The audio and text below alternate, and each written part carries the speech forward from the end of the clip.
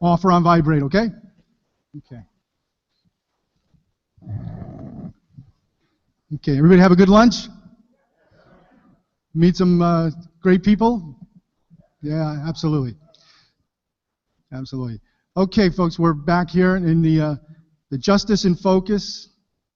We'll continue to get more interesting, more intense, and more promising this afternoon. I assure you of that. Please welcome back Mark Crispin Miller.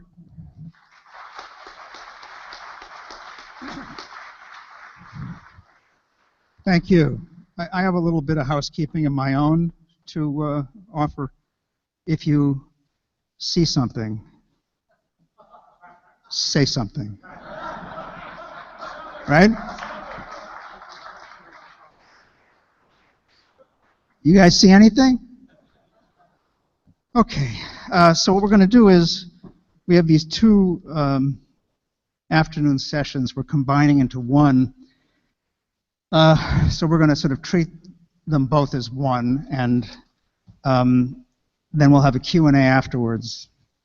After introducing the panelists, I'll be back to oversee that. And again, your index cards are available for you to write down your questions, and we'll put those to the panelists. So going from your right to left, J. Michael Springmann is an attorney, a former Foreign Services officer, and a whistleblower who served in the Commerce Department and a State Department diplomat with postings in Germany, India, and Saudi Arabia. In his book, Visas for Al-Qaeda, CIA Handouts That Rocked the World, he details how he was pressured to issue visas to mercenaries for insurgencies starting in the early 80s. Right now he practices law and was recognized in 2004 by the American Arab Anti-Discrimination Committee as one of its pro bono attorneys of the year. Next to him is my old friend Wayne Madsen, a Washington, D.C. based investigative journalist. Wayne Madsen Reports is an indispensable resource which I strongly recommend. He has 20 years experience in security issues. As a U.S. naval officer, he managed one of the first computer security programs for the U.S. Navy. He subsequently worked for the National Security Agency. We're not going to hold that against him. The Naval Data Automation Command, Department of State, RCA Corporation, and Computer Sciences Corporation. He was a senior fellow for the Electronic Privacy Information Center, EPIC, which is a privacy public advocacy organization. He's also a member of the Society of Professional Journalists, the Association for Intelligence Officers, and the National Press Club. Les Jamieson, you all know. He's been involved in alternative research into 9/11 since November 2001. He attended one of the first 4 9/11 Commission hearings and 5 of the 8 hearings by the NIST investigation into why the buildings collapsed. He has led many outreach actions at the 9/11 Memorial and Museum, and since October of 2014 has spearheaded an effort to generate grassroots support for legislation to release the 28 pages from the Congressional Joint Inquiry in 9/11, and that finally happened on July 15th of this year, as you know. And finally, Jeffrey Steinberg is a senior editor of Executive Intelligence Review, co-author of Dope Incorporated, Britain's Opium War Against the World, and has written extensively on 9/11, including an in-depth expose of the role of the Anglo-Saudi Al-Yamama deal in creating a global terrorist slush fund. He's been deeply involved in the fight to declassify the 28 pages. So please join me in giving a big 9/11 critics welcome to all 4 of our panelists.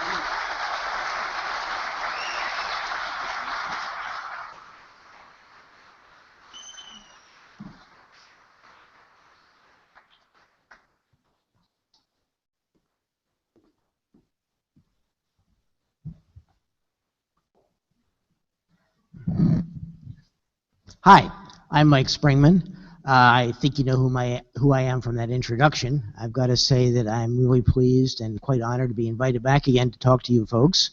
And I frankly enjoy myself while I'm here. I am someone who knows what he's talking about. As from the bio that you've just been given, I can walk on water and not get my shoelaces wet, I guess. I also have 2 degrees in foreign affairs, and my last assignment at the Department of State was in the Bureau of Intelligence and Research. So I know what I'm talking about.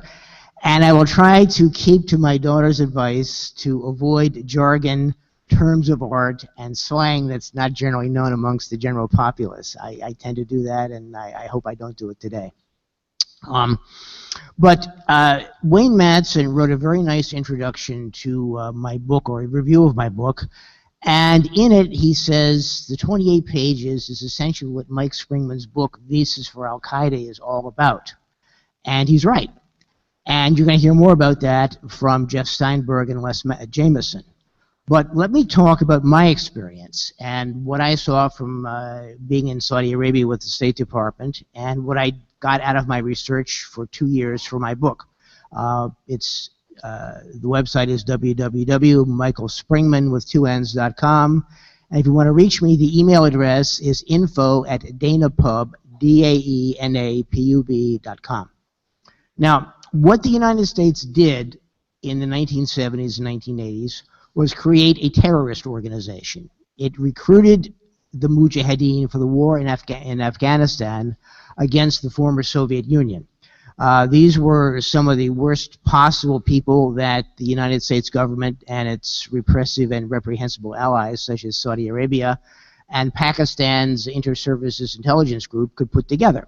Cheryl Bernard, the wife of Zalmay Khalilzad, the former American ambassador to Afghanistan, Iraq, and the United Nations, said that we couldn't get the Soviets out of Afghanistan unless we got the worst possible people we could find to do it. And that's why you have no moderates, no leftists, no progressives, no nothing except crazy men in Afghanistan.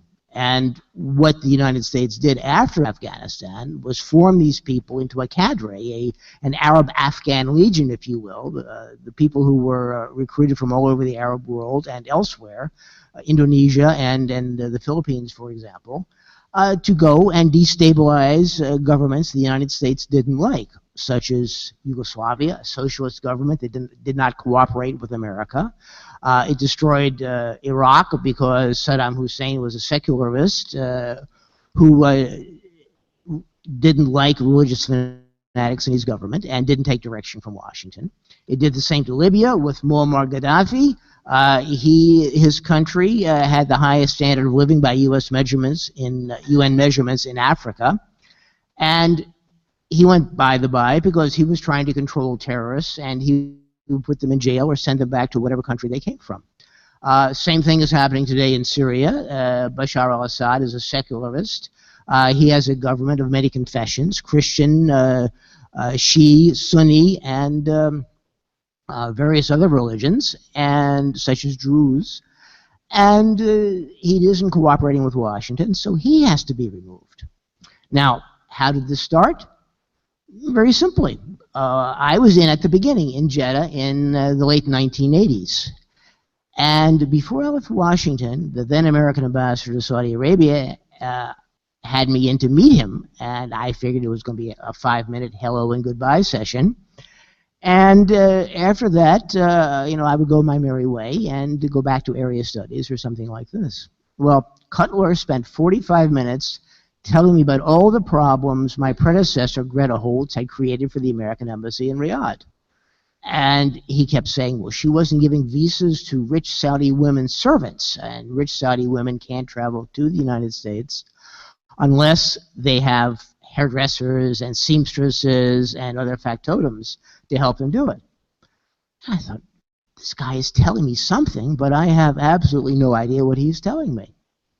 But from what he's saying about my predecessor, she's going to make my career in the State Department.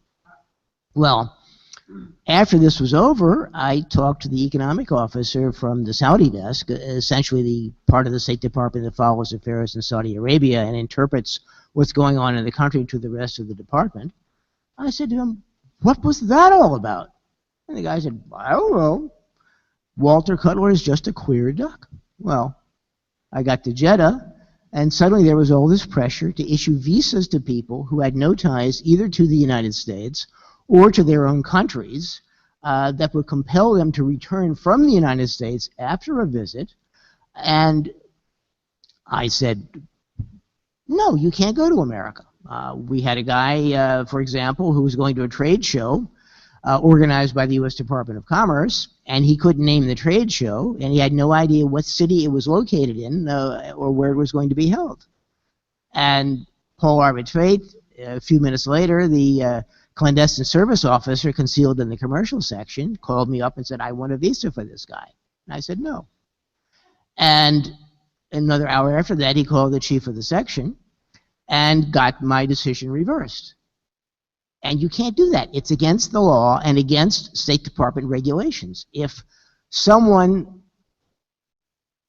wants to overrule a consular officer's decision, he has to have information that was not available to the consular officer when he made the denial. And he has to show it to the consular officer, and it has to be so persuasive that the guy can overrule himself. But no, it was not taken out of my hands.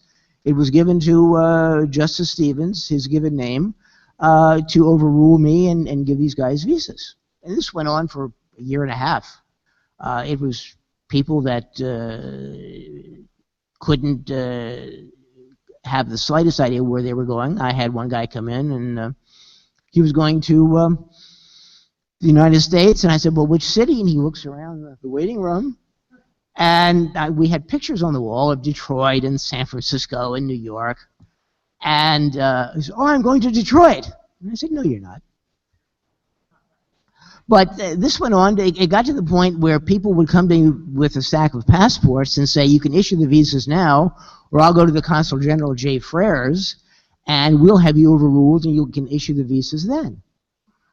And it was absolutely amazing. I complained to the head of the consular section, Justice Stevens. I complained to Stephanie Smith, the counselor for consular affairs in the capital Riyadh at the embassy.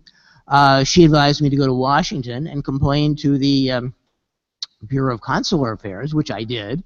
And nobody wanted to talk to me. Nobody cared. And I said, this is really strange, because this is clearly visa fraud of some kind or another. And I don't know whether somebody's being paid off. And I had tried to get a handle on what was going on before I went out to Jeddah by writing my predecessor, Greta Holtz. I sent her 3 letters saying, what's it like? What did you wish you had known before you got to Jeddah? And so forth. And never got a reply. And she came up to Jeddah from her next assignment, Sana'a in Yemen, and she told me, well, I was just too overwhelmed and too pressured and too uncomfortable to give you a real answer, which lasted for all of 15 minutes. I said, she's hiding something. Well, Greta, who is such a problem child, is now American ambassador to Oman after being a Deputy Assistant Secretary of State in Washington, D.C. So this was a really strange thing, and I was eventually tossed out of the State Department, and I could never find out why. I said I wanted to find out under the Freedom of Information Act twice. The first time it went to a lawsuit, and it was sealed as a threat to national security. The second time, Reggie Walton, the judge in Washington, he was also on the Foreign Intelligence Surveillance Act court, he simply shut the thing down saying, you haven't exhausted all of your remedies, which I had in fact done. So what was all this about?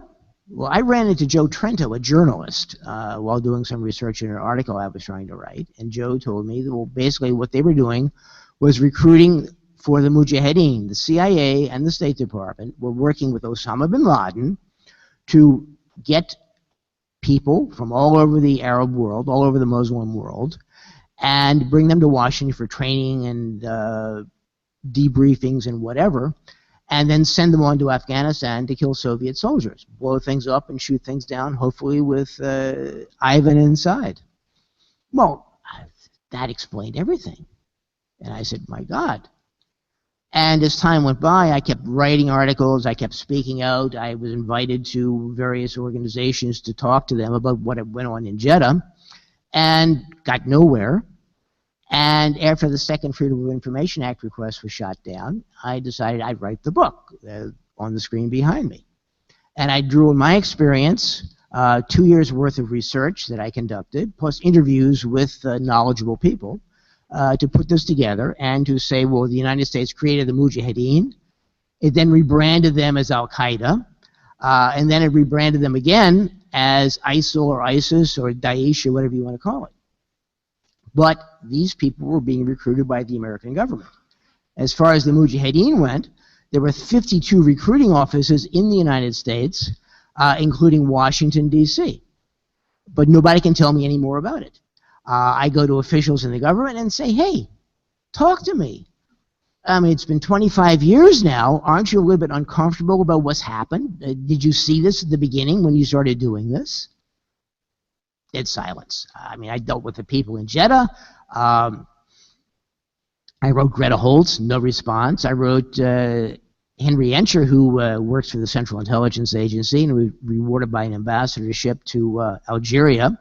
I contacted other people. The head of the CIA station, Eric Qualkenbush, well, dead silence. Nobody wants to talk to me. But I laid it all out in the book. I named names. In fact, one journalist in Washington said it's a dangerous book because it names names. And I show who was involved, how it was done, and where these people are now, as best I could find out. And the book is selling. The CIA hasn't been to my door like Wayne Madsen. I do have problems with an awful lot of spam on my email and on my telephone. But so far I'm not in jail, and nobody's wrestled me to the ground and tasered me, so I figure I'm ahead of the game. So I think my time is just about up. They're going to haul me off the stage with a hook, and if I don't do it and shut up and go on and let Wayne and Jeff and Les talk, they won't invite me back again. So I've enjoyed the privilege of speaking to you. You've been a great audience. You actually laughed at some of the things I said. So thank you kindly, and I hope to see you again. And let's go forward and make these people accountable for what they do. Thank you.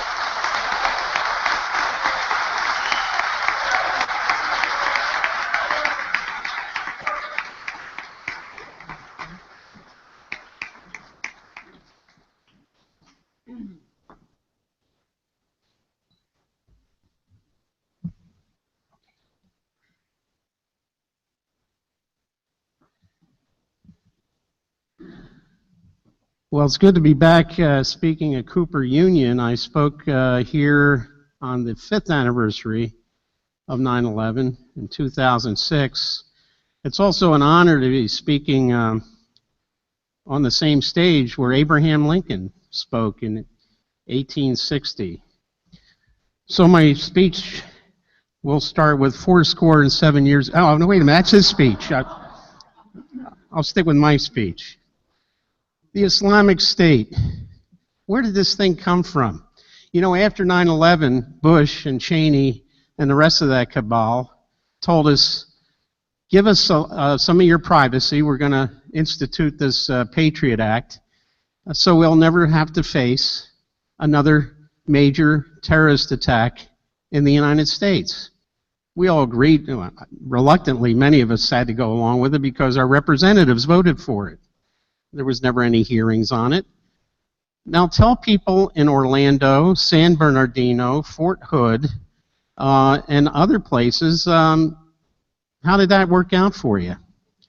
Giving up all those constitutional rights and to be promised increased security. It didn't happen. And what I'm going to suggest to you is the reason it didn't happen was because when Al-Qaeda's shelf life expired, they said we need to rebrand it. And how did they rebrand it? They rebranded it with this Islamic State. Now you hear Obama, he says ISIL. Others in the administration say ISIS. John Kerry likes Daesh because he speaks French.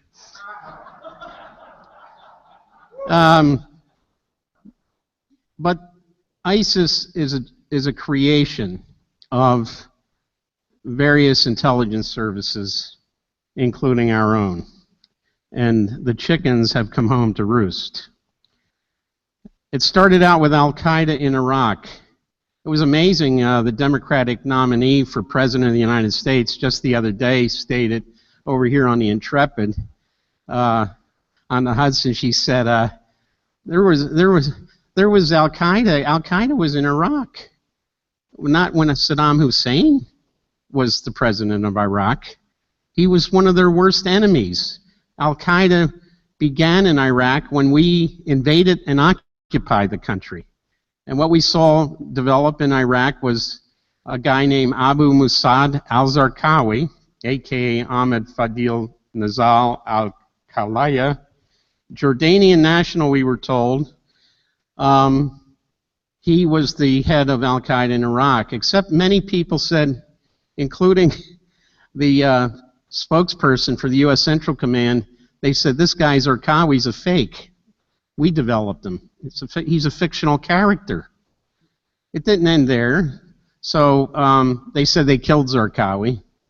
And we saw a body, just like with bin Laden, of course. Then we had Abu Omar al-Baghdadi. And now, this guy became the second leader of Al-Qaeda in Iraq.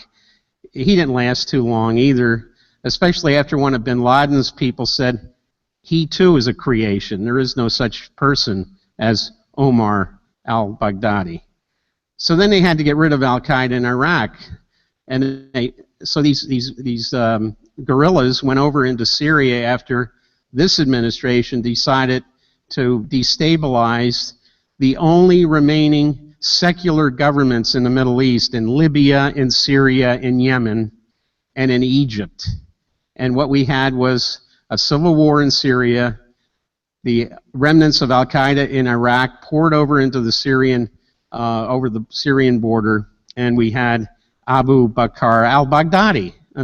This is Baghdadi number 2. And again, we had revelations that this al-Baghdadi is a fake, which John McCain would like because he's seen in a photograph with the purported head of the Islamic State when he snuck across from Turkey into Iraq. But these are all fictional characters. So what is the Islamic State? Well, what the Islamic State is, it's a creation. And who were the midwives for it? Well, General David Petraeus, the disgraced former commander of U.S. forces in Iraq. Even after he was in Iraq, he was supposedly fighting Al-Qaeda. And when it came to Syria and was at the CIA, he said we should have an alliance with Al-Qaeda against ISIS. What in the world is this man talking about? ISIS came out of Al-Qaeda. He was supposed to be defeating Al-Qaeda in Iraq, and he says, no, we need to have an alliance with Al-Qaeda. Now, what kind of message does that send to all the people who lost loved ones in this country because we were told Al-Qaeda did it? So now it's like 1984 with Orwell. Al-Qaeda is not our enemy. ISIS is our enemy. We've always been in an alliance with Al-Qaeda. You know, just that same Orwellian talk. The other midwife, Hillary Clinton, as I mentioned, destabilizing secular pan-Arab socialist governments, even though many of them had transitioned away from socialism. What replaced them? The Muslim Brotherhood in Egypt, and Al-Qaeda ran rampant through Libya and through Syria and through Yemen. Barack Obama, he decides the person he's going to go to get advice on how the United States should proceed with its Middle East policies is Recep Tayyip Erdogan, the Turkish president, who thinks he's the new sultan of the Neo-Ottoman Empire. It was Erdogan who was giving the breathing space and logistical support to ISIS in Syria, even was marketing their oil, and his son benefited from that financially on the international market. The Kingdom of Saudi Arabia, well, say no more about them. I think the 28 pages speak for themselves about what the Saudi role has been, not only with Al-Qaeda, but now with the Islamic State. They have been supporting these jihadist radicals in Iraq, Syria, Libya, and Yemen. Israel, just recently, the Begin Sadat Center in Israel said, oh, we got to keep ISIS around. It's good for us to help defeat the Moscow, Tehran, Damascus axis. You know, I thought that axis of evil went away with the Bush administration, but apparently it's still alive and doing well in Israeli think tanks. They said, yeah, we need ISIS around. It served as a very good partner in getting rid of Gaddafi in Libya and going after Assad in Syria and launching the Sunni insurgency in Iraq, which targeted the Shia-dominated government of that country. And then there's good old Chancellor Merkel of Germany.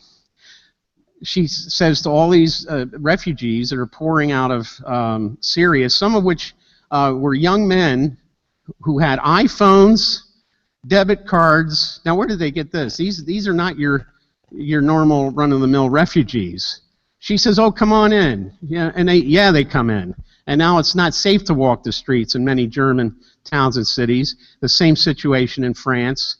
And again, she deserves a lot of condemnation for helping Islamic State, people who some of whom went from Europe to Syria and then were allowed back into Europe. And ISIS's deep-pocketed benefactor, the guy who came up with this R2P nonsense, responsibility to protect. Actually, it was the irresponsibility to overthrow secular governments. And, you know, this guy's money goes far and wide, George Soros. And he said the EU has to accept at least 1 million asylum seekers annually for the foreseeable future. Well, who elected this guy dictator?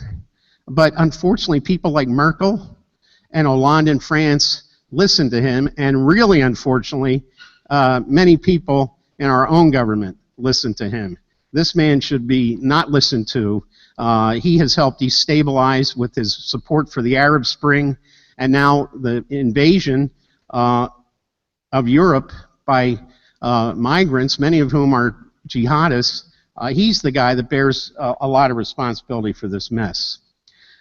And there's, of course, other enablers of what I would call the transborder jihad. Ukrainian president, a puppet I should say, Petro Poroshenko, now has ISIS brigades fighting alongside Ukrainian militia, including some neo-Nazi groups, against Russia, against Russian-speaking individuals in eastern Ukraine. And the guy you probably haven't heard of is the UN Special Representative for the Secretary General for International Migration, Peter Sutherland. This is the guy who's really pushing to take in more migrants, not just from Syria, from Iraq, from Afghanistan, from North Africa, other countries that have been destabilized where this jihadism is running rampant. Jihadism, as I suggest already, was manufactured by groups nurtured by the United States and other intelligence services. Peter Sutherland is the guy pushing for this along with Soros. He's former head of Goldman Sachs International, to put him in proper perspective. Now, I think the idea to hold people accountable through tribunals is a good idea, and my attempt is to show where some of the subpoenas can be taken and delivered to some of the perpetrators who continue to perpetrate violence against not only Americans but innocent people in Europe, in Africa. We hear a lot about the attacks in Europe. We don't hear much about the attacks on hotels in Ouagadougou and Burkina Faso and Bamako and Mali and other cities in West Africa. You know, and that I blame the corporate media for that. They don't. If it happens in Africa, like, who cares?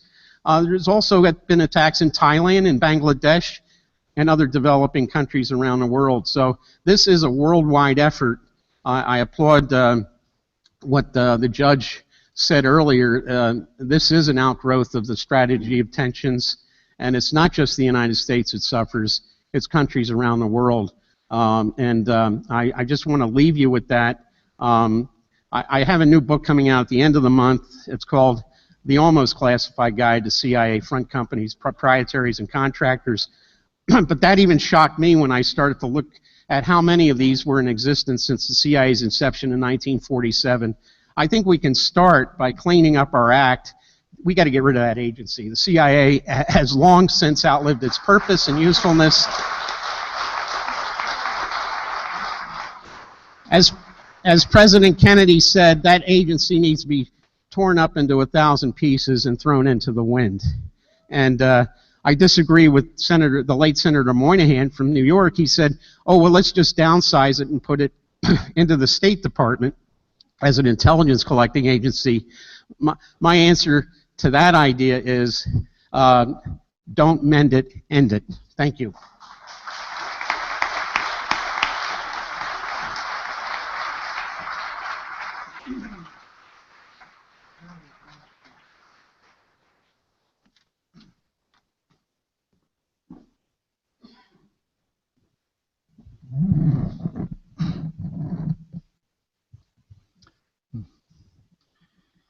Our next topic had helped to end a few other covert agencies as well.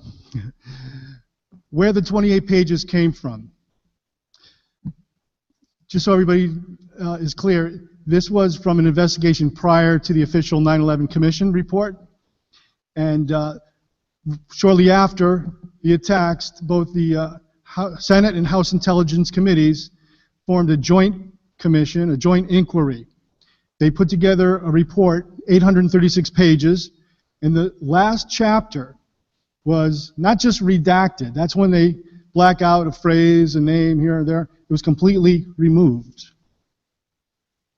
Now, remember the weeks and months after 9/11 and the conditions that, the harsh reality that the government and the media was imposing in terms of the shock and awe of it. You remember the comments here? Let us never tolerate outrageous conspiracy theories. You are either with us or you are against us in the fight against terror. And of course, the Patriot Act was getting rammed through within 6 weeks after the attacks, and it was just a state of siege. So picture yourself a member of Congress or the State Department, or even of some of the agencies who had been very, very aware of threats and research going on for years and years with indications of an impending attack. And yet, not one person could actually reveal anything that would question the official story that was just overpowering the national consciousness. Also, in this same period, there were anthrax letters showing up, okay? Everybody, just picture yourself. You're in Congress and you're watching all of this happen. Are you going to say anything that would challenge the official story? Very tough. And the official explanation for redacting the 28 pages was, due to national security concerns and to protect sources and methods, it had to be removed. However, members of the Congressional Joint Inquiry on 9/11 stated since 2003, when it was officially classified, the pages did not contain a threat to national security. What does that amount to? Cover-up? Crime. Isn't a cover-up a crime? Now, right away, there was quite a backlash. 46 out of 100 senators were so distraught by this classification that they wrote a letter to George W. Bush dated August 1st, 2003, petitioning him to release the 28 pages. And some notable names: Chuck Schumer, Hillary Clinton, former senator, Joe Biden, senator at the time, and John Kerry. So their knowledge of the 20 pages and all the questions that are in those 20 pages goes way back. Also, even then, there was mainstream coverage, wall to wall. I remember seeing interviews with one of the senators, Richard Shelby and Bob Graham, and all of them just kind of wringing their hands how distraught they were of this classification. And here's a statement by Bob Graham, who was one of the first to dispute the classification. He says, the position of the United States government has been to protect Saudi Arabia. At virtually every step of the judicial process, when the United States government was called upon to take a position, it has been a position adverse to the interests of United States citizens seeking justice and protective of the government, which, in my judgment, was the most responsible for that network of support, Graham said. More on that coming up. He went so far as to write 2 books. First was Intelligence Matters, the CIA, the FBI, Saudi Arabia, and the failure of America's war on terror. Followed, that was in September 11th, 2008, it was published, followed by a novel called Keys to the Kingdom. And this was in June 7th, 2011. The purpose for writing a novel was so that he could depict the information that he knew was in the 28 pages in a fictional format so as not to get arrested for espionage. Now, fast forward, right after reading the book, Congressman Walter Jones, he's the person, by the way, going back to 2003, he was the one who coined the term freedom fries to ridicule France for not joining the coalition to invade Iraq. That's where he was coming from. He's a Republican, North Carolina. And after reading the book, after learning of Bob Graham's position on the 28 pages, he then contacted Bob Graham personally. And from that conversation, he decided to use his constitutional prerogative and request access to read the classified document, that chapter. And based on the shock and the awakening that he had after reading this, he felt he had to take action, and from there he made a decision to write a resolution. And at that point, it was this is 2013, December of 2013. It was HRes 428. And then in the new Congress, it was the new congressional period, I think it's the 114th Congress, it began in January of 2014. And resolutions are numbered sequentially, okay? And within 6 days of the new Congress, Walter Jones and Congressman Stephen Lynch, a Democrat from Massachusetts, went right ahead as fast as they could and submitted the same resolution to declassify the 28 pages. That's HRes 14. And when I became aware and looked into this, and I saw the 3 bullet points, the 3 talking points of why they felt the 20 pages should be released, I said, you know, they're up to something here. This is just too clear that there's a strategy going on. The 3 reasons are: government must be more transparent. This is an issue of transparency. Who can argue with that?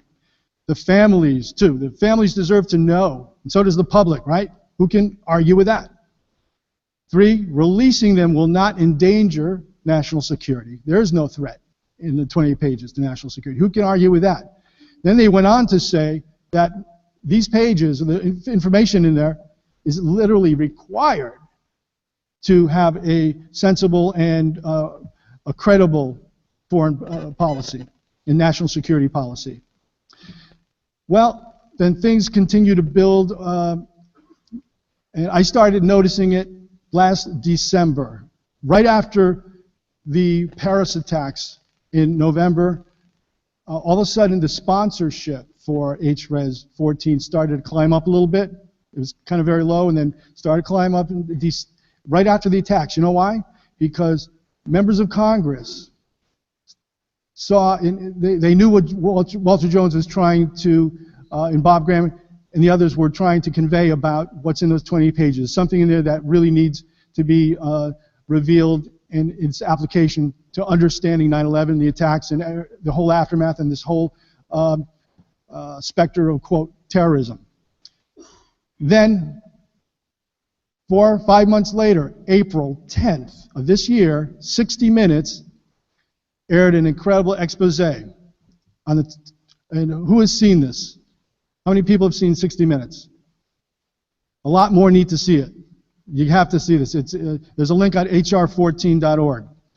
And a few excerpts. Bob Graham says, I think it is implausible to believe that 19 people, most of whom didn't speak English, most of whom have never been in the United States before, many whom didn't have a high school education, could have carried out such a complicated task without some support from within the United States. How does that comport with the official story? It doesn't. And Steve Croft asked, do you believe that all of the leads that were developed in the 28 pages were answered in the 9/11 report? All the questions? Bob Carey says, no. In general, the 9/11 Commission did not get every single detail of the conspiracy. We didn't. We didn't have the time. We didn't have the resources. We certainly didn't pursue the entire line of inquiry in regard to Saudi Arabia, because it had been blocked by Philip Zelikow. He fired the staffer, Dana Leisman, who did all she could to include the 28 pages in the 9/11 Commission's investigation. Kerry went on to say, you can't provide the money for terrorism and say, I don't have anything to do with what they're doing. And the 60 Minutes interviews made it clear that the official investigation and 9/11 narrative were far from complete. The 28 pages should be classified, and out of this, furthermore, the whole notion of 9/11 investigation, the official commission being authoritative, has been completely shattered. Okay, I only have a few minutes here. There was more momentum with Nancy Pelosi and head of the House Intelligence Committee, Devin Nunes, adding their support for the release of the 28 pages, and it just built from there. We had some incredible controversy when Saudi Arabia, who said, oh, we're completely innocent, there's no evidence of any our participation, all of a sudden threatens to unload $750 billion worth of U.S. treasuries. So that doesn't look very innocent. And the coverage was just, look at all the major news outlets. This is just unprecedented.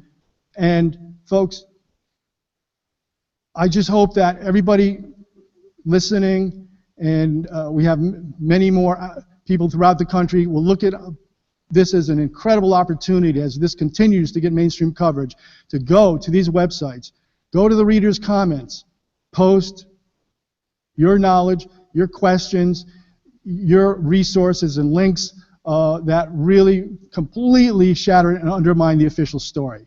This is how we can be the media itself. Well, what do I do? 15 days after 60 Minutes program, guess what happened? Rasmussen Reports, and one of these official polling agencies, did a survey, and he asked these questions. Do the American people know the full truth about the September 11th, 2001 terrorist attacks in the United States? Or has the government withheld some information about what happened? 2, which is the more likely reason that information related to 9/11 has been withheld from the public? National security, politics, or to protect certain allies? And should the government make public all information related to the 9/11 attacks, with the exception of any information that endangers national security? Pretty good questions, right? Well, here was the results.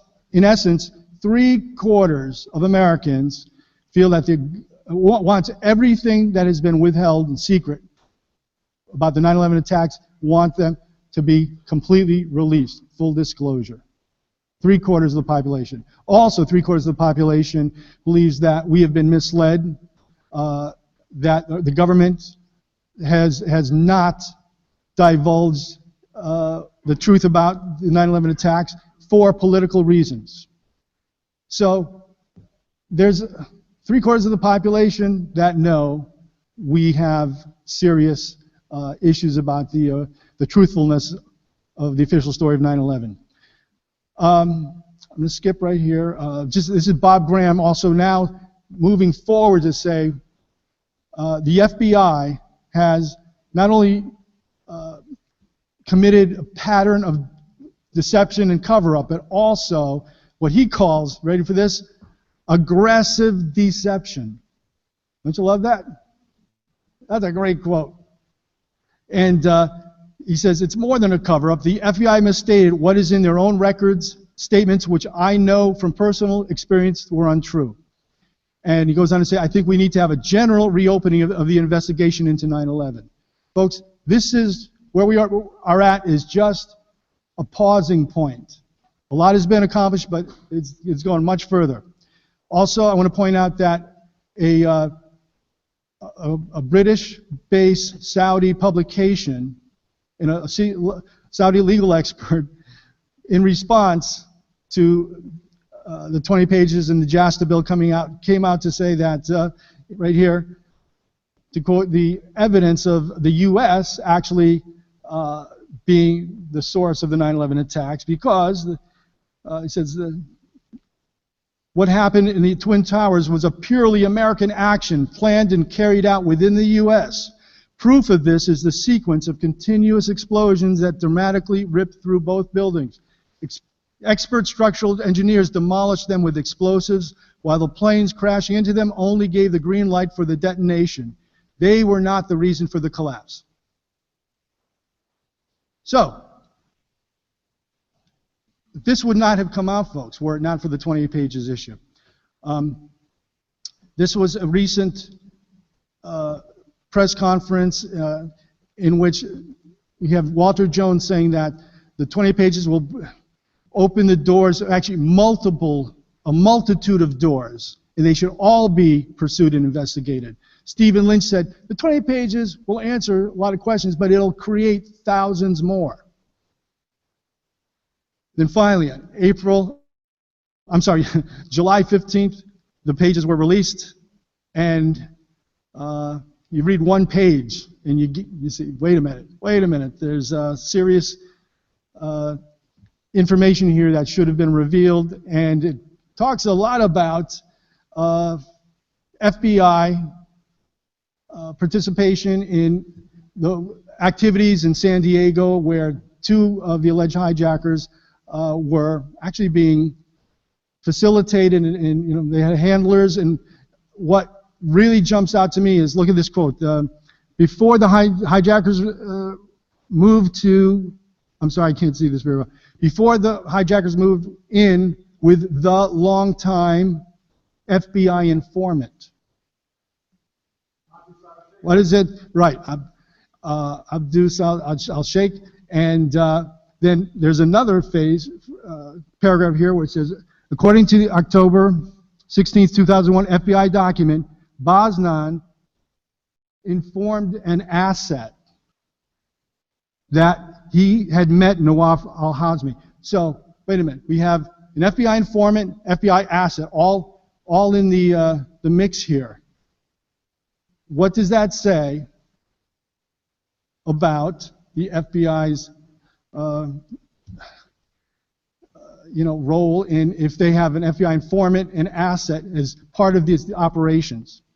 Following the money, right here we have the quote from 31 cashier's checks totaling $74,000 coming from the Saudi ambassador, Prince Bandar bin Sultan, and his wife. We have a check for $13,000 directly from Prince Bandar. So the money trail is right in there, and much more. I'm a little bit out of time here. Our next speaker will speak a little bit about what's coming next. There's a lot more. And the JASTA bill has been passed unanimously now in both the Senate and the House.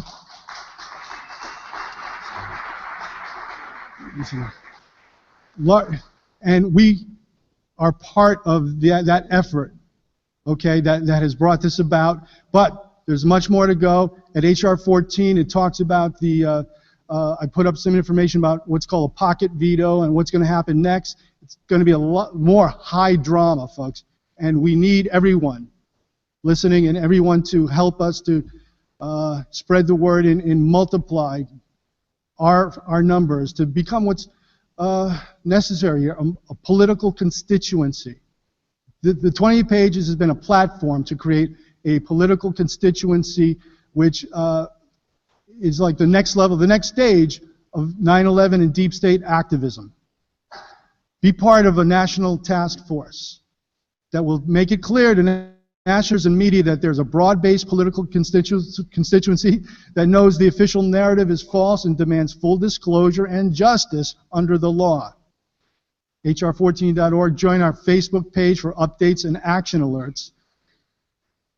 Because as we grow in numbers and help to create the wider consciousness of the fact that truth and justice can and must prevail, we will be creating what's so necessary, a culture of truth, to make this all come about. The culture of truth be one until justice for 9/11 prevails. Thank you very much.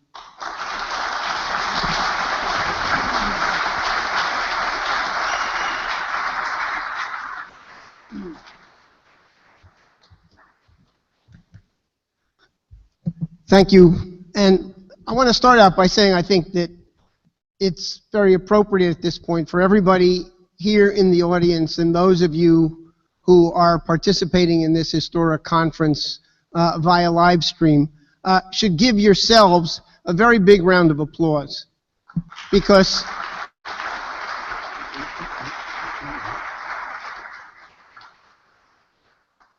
the actions that have been taken, President Obama releasing the 28 pages on July 15th, as of course Congress was leaving town for a 2-month recess and all media focus was going to be on the clown shows at the Republican and then Democratic nominating conventions, and of course the more recent unanimous voice consent passage of JASTA. These things would never have happened without the persistent mobilization of those of you, of the 9/11 families and others who for 15 years did not give up on the idea that truth has no statute of limitation. So,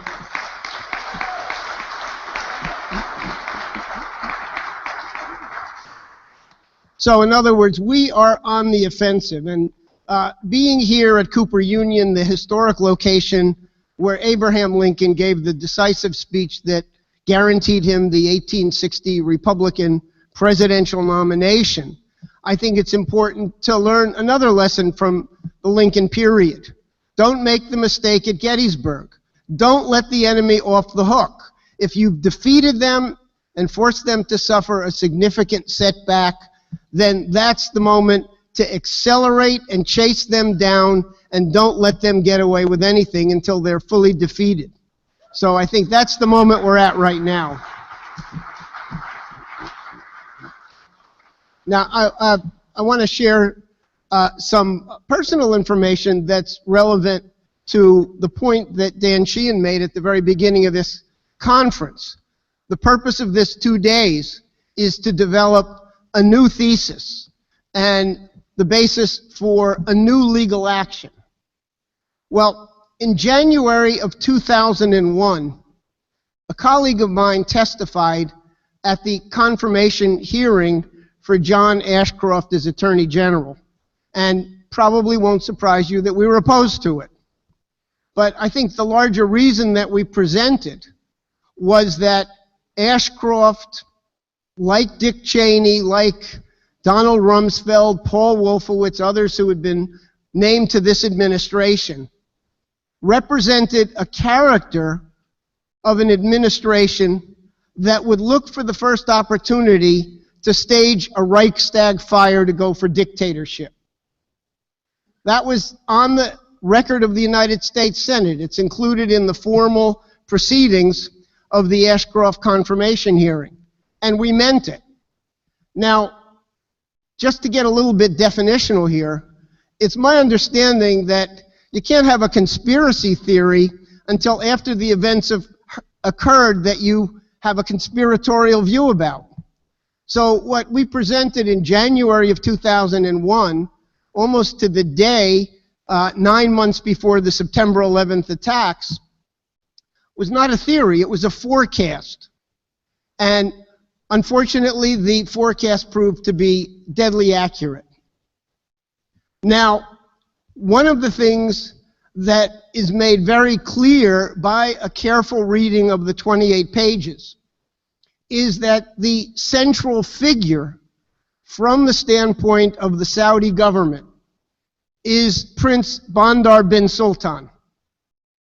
Now, Prince Bandar is not a Wahhabi. Prince Bandar is known as the prince from Glenfiddich.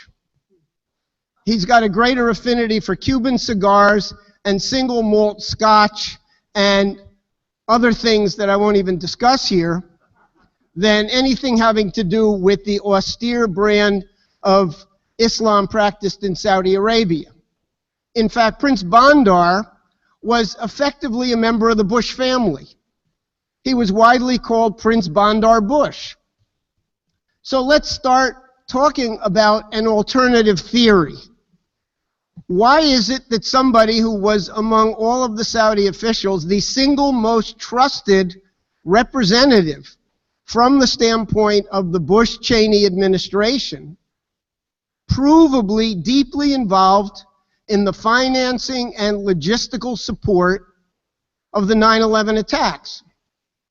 Many people try to argue through sophistic reasoning that it's impossible for the Saudis at the top to have been involved in 9/11 because there are close allies, and particularly when Bandar was the ambassador and Bush was president, it was all one big happy family.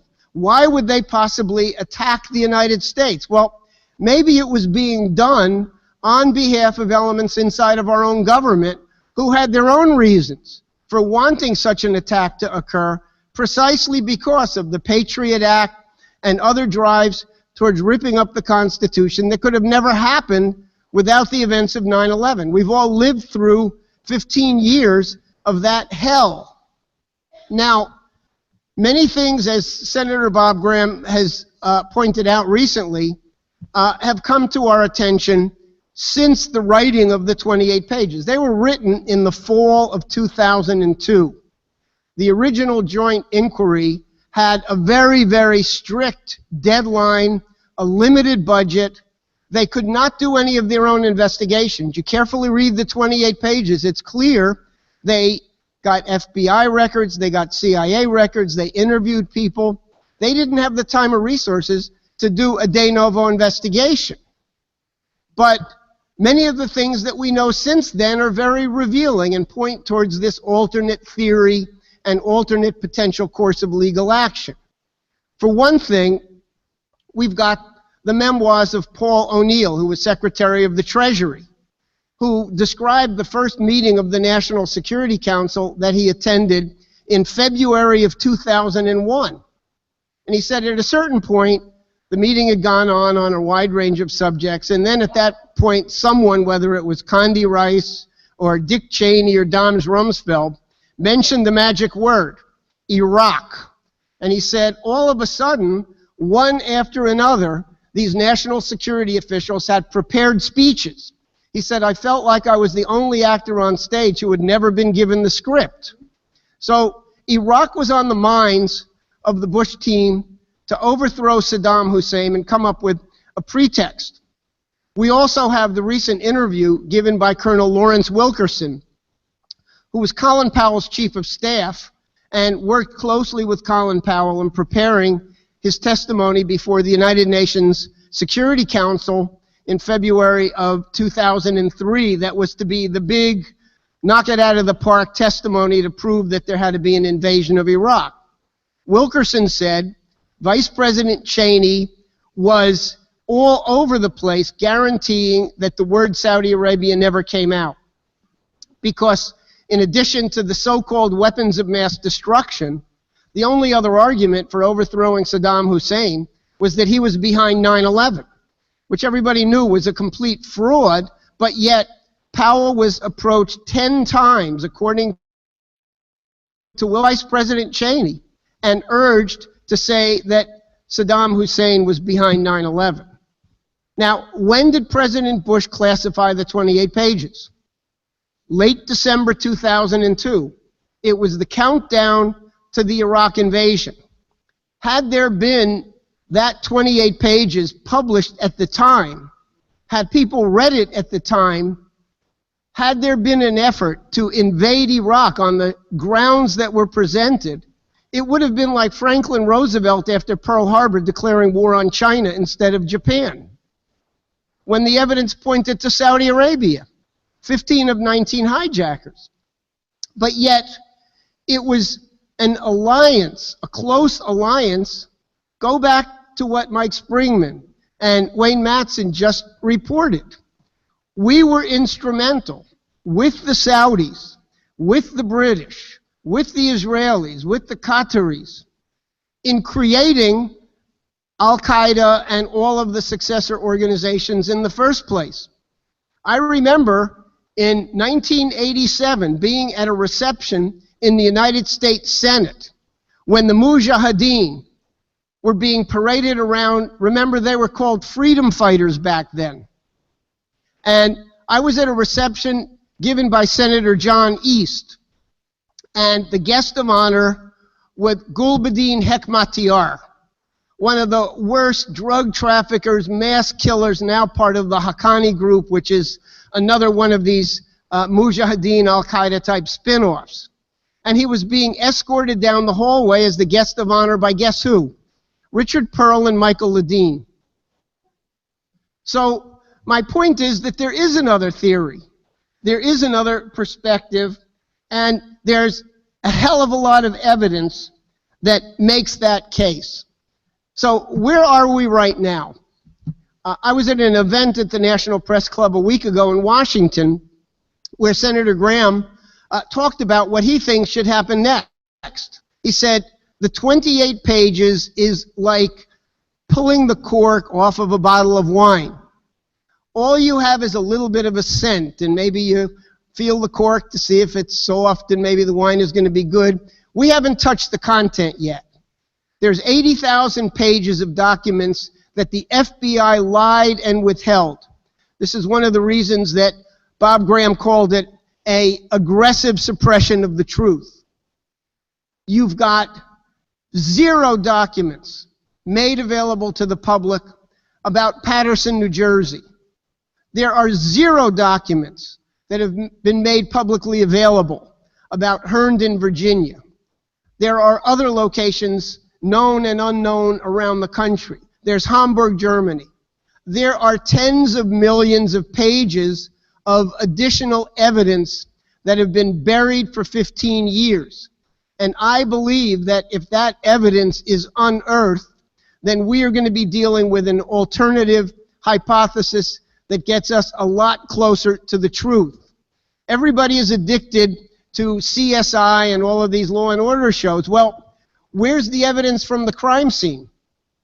How many tens of millions of pages of eyewitness debriefings, of forensic investigations from the scene of the 9/11 attacks and the Pentagon attacks have been suppressed and have been prevented from being accessed? If anything, it's mind-boggling to think about how much evidence is available to us if we don't drop the ball, if we keep the momentum going.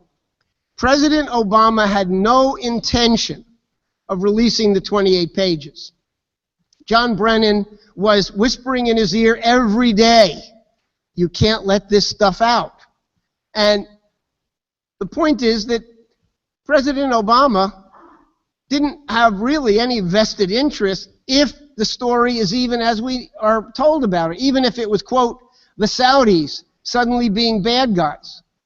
Why would an administration that had no dirty hands involved in 9/11 be as intense in suppressing the evidence as the Bush administration? If it was not the fact that there is blood on the hands of the FBI, the CIA, the White House, the State Department, for having created the conditions for this to happen. Now, I've had the privilege of working with a number of the members of Congress who really took the point on this. Walter Jones, he was kicked off House Financial Services for introducing a bill to reinstate Glass-Steagall. He's never been given a chairmanship on House Armed Services, even though he served on the committee for his entire time in Congress. Why? Because he's a danger. Because he doesn't go along to get along. And so you've got people who are emerging as leaders because they've got the courage of conviction and believe in the idea that there's no statute of limitation on the truth. Now, I've had conversations with many of the members of Congress who've been working on this. By the way, we filed an FOIA lawsuit 7 years ago to get the 28 pages released. And ultimately, we filed a letter with ICECAP, the Interagency Classification Procedures Appeal Panel. And we got a letter back from them in the spring of 2013 that said, gee whiz, we're terribly sorry, but you wasted all this time because the 28 pages are not executive branch documents, and the Freedom of Information Act only covers the executive branch. This is a congressional work product. You should have gone to the House Intelligence Committee. Well, we took that letter to Walter Jones and a number of other members of Congress, who certainly had the right to see a work product of their own branch of government, and they fought for 3 months with Mike Rogers and finally got to read the 28 pages. So it was the direct result of action, of FOIAs, of public mobilization that pried open the situation, that we're able to push the door, kick it further open. And members of Congress who've read the 28 pages have said publicly, this changes our view of everything. We have to view all of the events of the last 20 years in a completely different light based on what we read. Well, you've read most of it by now. I assume almost everybody in the room has read the 28 pages. The comments from a number of members of Congress in private discussions, so I won't name their names, but they said, my God, the implications are that it's an inside job. So there's members of Congress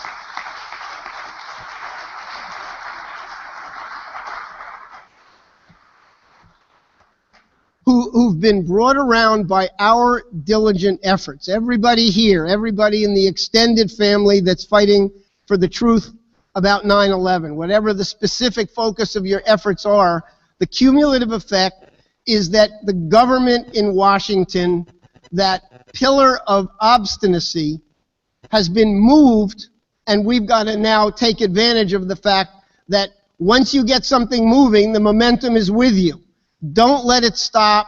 Let's go on from here, and let's develop the strategy so that we get at the real truth, not simply the partial truths, which are already a big improvement of what happened in the last 15 years up until this very recent period. Thank you very much.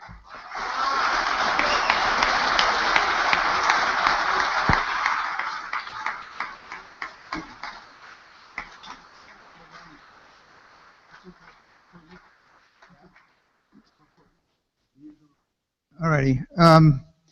Well, I didn't see anybody writing questions in index cards, so I will ask a question of you. 2 questions, one for each half of the panel. It's kind of the same question, and you know, maybe the answer is self-evident, but I guess it's useful for me to pose this question because it will foreground some of the implications of what you've all said.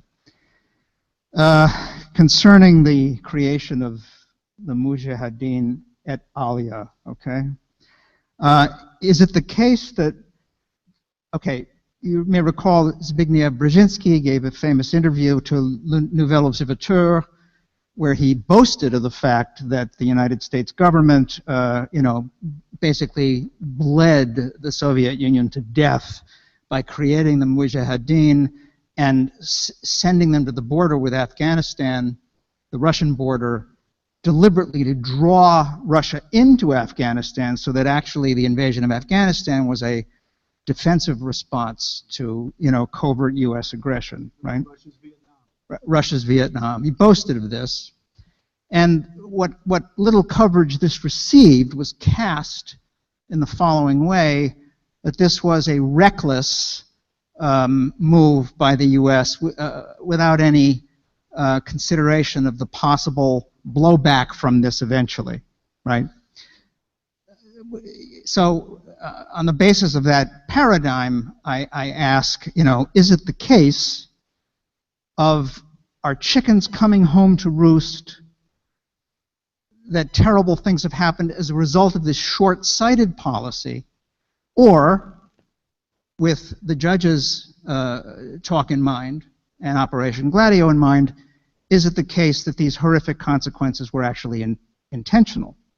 Okay, that's the first version of the question. And now for you two guys, no, allow me. Were the 19 hijackers put up to it by Saudi Arabia so that the, kind of virulent coverage by the tabloid press is perfectly justified, royal scum and so on? Or were they patsies who, were sort of handled and organized and placed sort of the way Lee Harvey Oswald was in 1963? Okay, you see that they're kind of the same question, but it's the difference between a kind of incompetence or something much worse. So I guess Michael and Wayne, if you'd like to answer the first one, either one of you.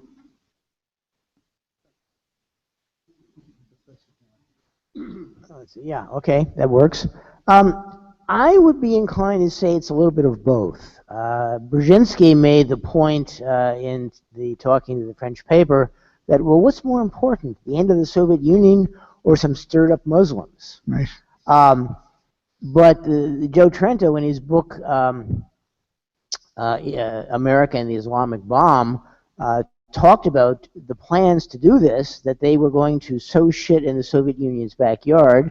They were going to, the Americans were going to manufacture it and give it to the Mujahadeen who were going to sow it, and it would be the Soviets who would have to deal with it.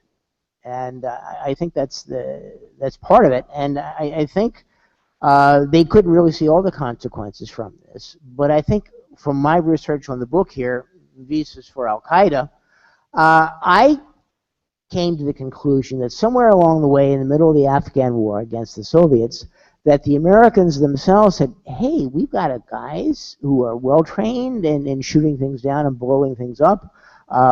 They can do anything they want. Why don't we use them for something? And they don't necessarily, it's not as organized as the Marine Corps, for example. It's not as well-directed as the Marine Corps. But at the same time, you've got this group that are willing to go anywhere, anytime the United States needs to have a government overthrown or a country destabilized. And you see it happening in Venezuela. Maybe the Arab Afghans aren't there, but there are some characters there that want to get the end of the Chavez and Maduro revolution into the grave. In Kiev, in the Ukraine, you had the same thing. You had another one of Wayne Madsen's color-coded revolutions. So I think a lot of this is planned, and they don't necessarily care about the consequences. Okay, Wayne, you want to address this? Well, one of the things I spent a lot of time at the National Archives, not the one in town where the Declaration of Independence is, but something called the Steny Hoyer Reading Room, which should be actually the restroom up there. It should be named the Steny Hoyer Reading Room.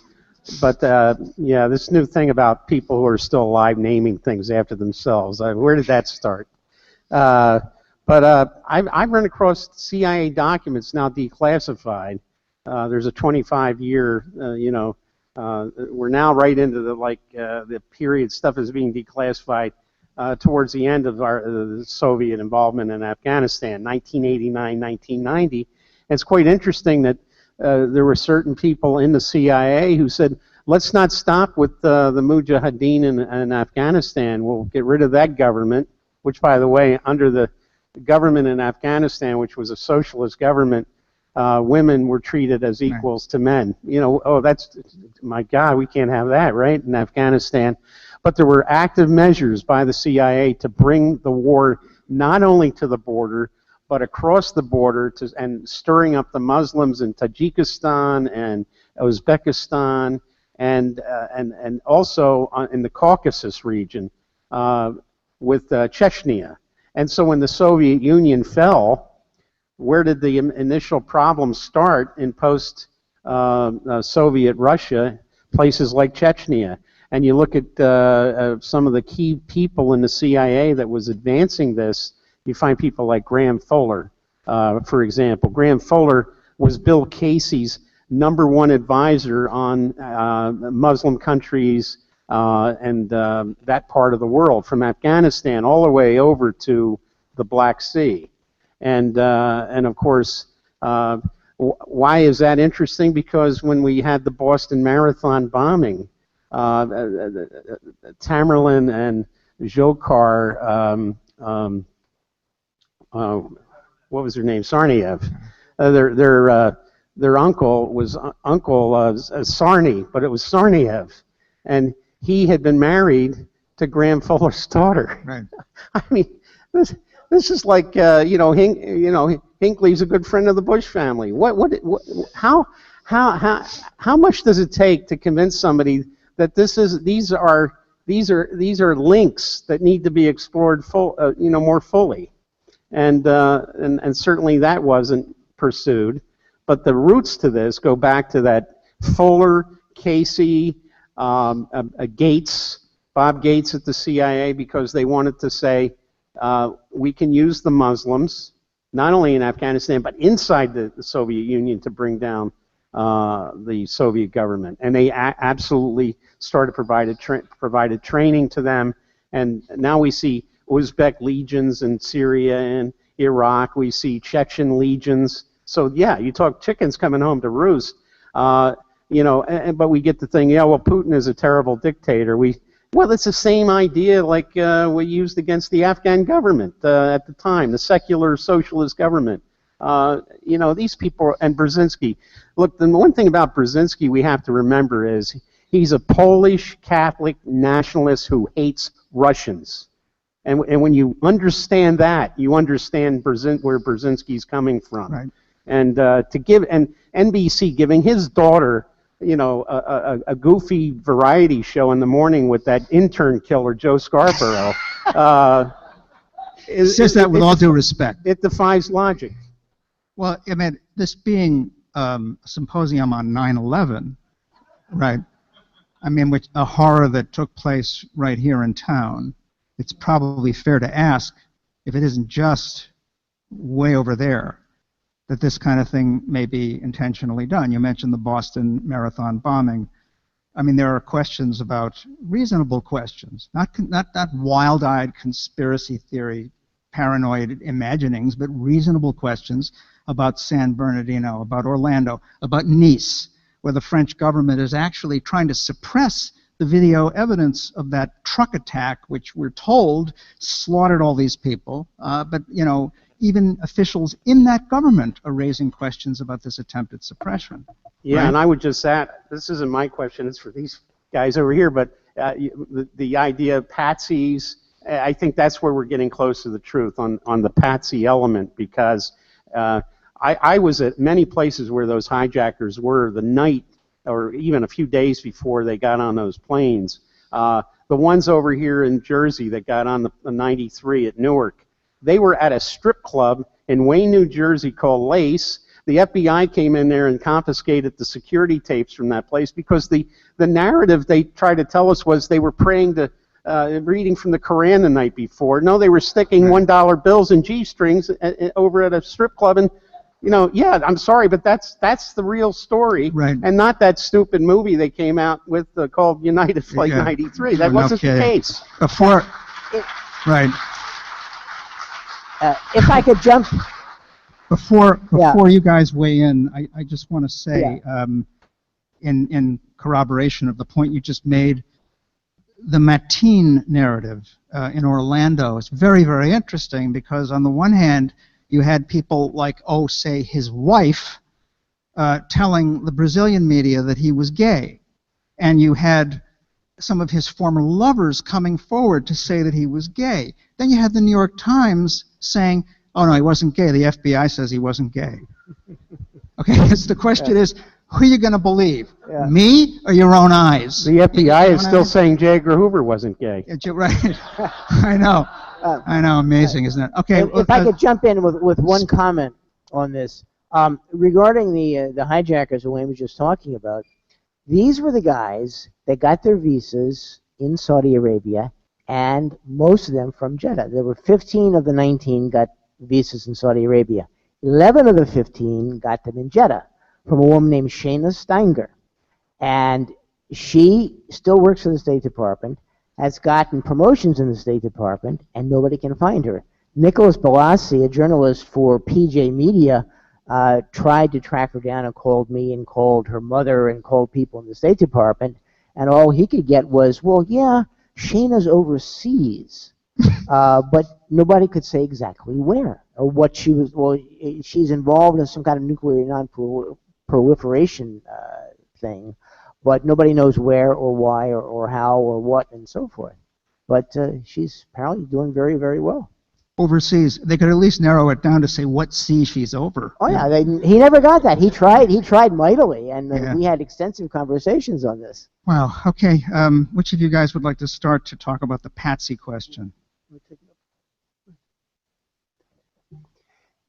I just wanted to throw in also 2 footnotes on the earlier comments. The strategy that you referenced, the Brzezinski strategy, I mean, it was no secret. It was advertised. It was called the Bernard Lewis plan. Right. Bernard Lewis had coverage on the front page of Time magazine. They had a front page article in January 1979 called The Crescent of Crisis that ran along the entire southern tier of the Soviet Union from the Caucasus all through Central Asia. They were openly advertising. Kissinger and Brzezinski were quoted as saying, this is going to be a great thing. Bernard Lewis, who came over from having been British intelligence, a so-called scholar on Islam, was a key advisor to Brzezinski and was the most frequent visitor to Vice President Dick Cheney at his official residence when Cheney was basically the sort of overseer of this whole policy. Now, I think that the question of dupes versus agents, they're putting them all together. For all intents and purposes, the CIA runs a terroristmatch.com. There's a document that was released by WikiLeaks, which is the manual for people overseeing the U.S. detention centers in Iraq. It was called Task Force 134. You can find it on WikiLeaks. And it's a detailed rundown of how we're going to run these prisons. They set up behavior modification programs, torture programs, in order to create, not cure, radicals. And the fact of the matter is that at Camp Bucca, you had former Ba'athist officers and members of Al-Qaeda in Iraq who were put together in the only place they could safely get away with meeting together, which was inside prisons administered by American guards. They gave each other their business cards. They said, we're going to meet up when we get outside, and then we're going to really have some fun. So this thing was very well orchestrated and engineered, and there are clearly people who were dupes. You know, Senator Graham has been, very clear. The 19 hijackers were, frankly, a bunch of morons. They didn't speak English. They had no idea what they were doing. They were not sophisticated pilots. But you had Osama Baznan, Omar al-Bayoumi. You had an apparatus of Saudi intelligence. You had FBI agents overseeing the handlers who were providing the residence for these guys to operate in. It was like there was a trail of support that guaranteed that this thing could be pulled off, but could have never been pulled off by these guys themselves. Now, we don't even know, in the case of those 19 hijackers, what motivated them to basically commit suicide. In many instances, people are motivated by the fact that they're absolutely desperate, they're suicidal, they have no future, and Al-Qaeda comes along, or the Saudis come along, and they say, if you commit this act of jihad, then your families will be taken care of for the rest of their lives. Your kids, your sisters and brothers, they'll go to college. Your parents will be given residences, comfortable living in Saudi Arabia and Lebanon, wherever you want. So this was a state structure, as Judge Imposimano made very clear. These things can't be done unless there's a state structure that stands behind them. State structures create dupes. They create victims. They also create operatives who are the ones that are really the handlers, and those are usually the ones that you don't hear about and their names don't come out publicly, and they get away with it. By the way, a final thing is that the FBI had a file on Osama Baznan from 1988. when he was busted on cocaine charges in West Covina, California. And the charges were dropped because of a phone call made by Prince Bandar, his boss at the Saudi embassy. So when the FBI acknowledges we knew about Bosnan because he had a beer party for the Blind Sheikh in 1993 before the first World Trade Center bombing, horseshit. The files go back a half a decade before that, and they knew that he was an agent of the Saudi intelligence services. That's never come out publicly. That's something that I got from an eyewitness to those events. So there's so much more here, and if the thesis is that we're dealing with a state structure, a strategy of tension, then the right pieces fall in place and the right questions can be asked, and we can continue to really get to the bottom of this. And it's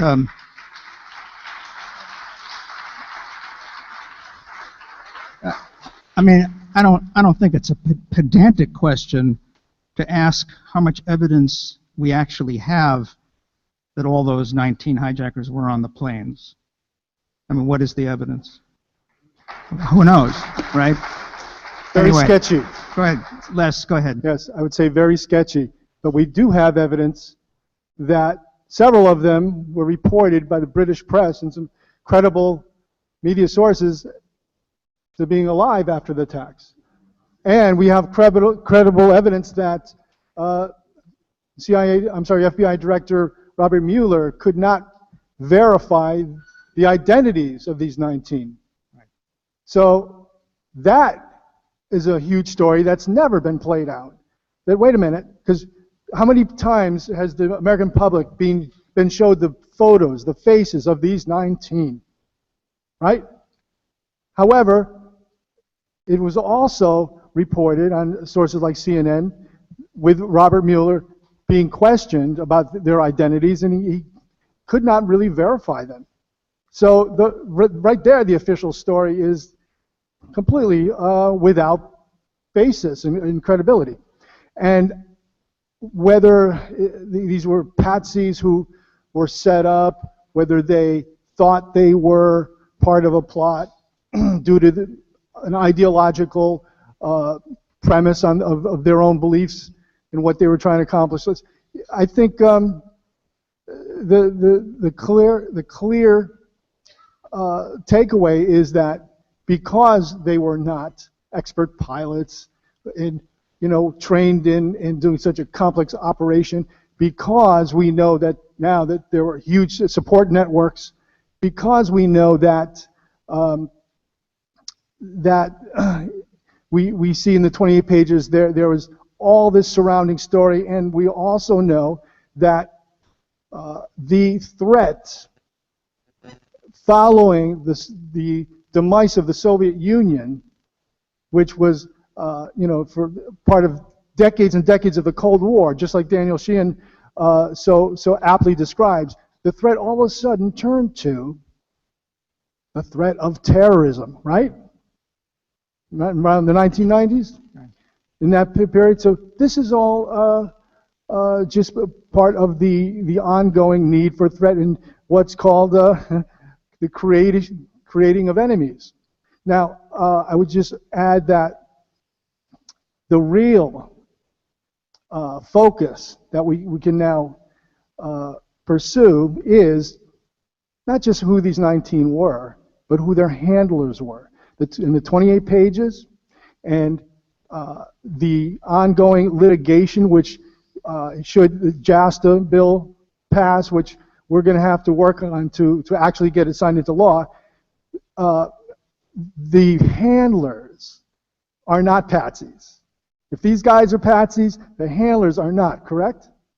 The handlers are part of the plot, and they're guilty, just as the handlers for Oswald. If you get to them identifying Oswald's handlers, I mean, he's the original David Atlee Phillips.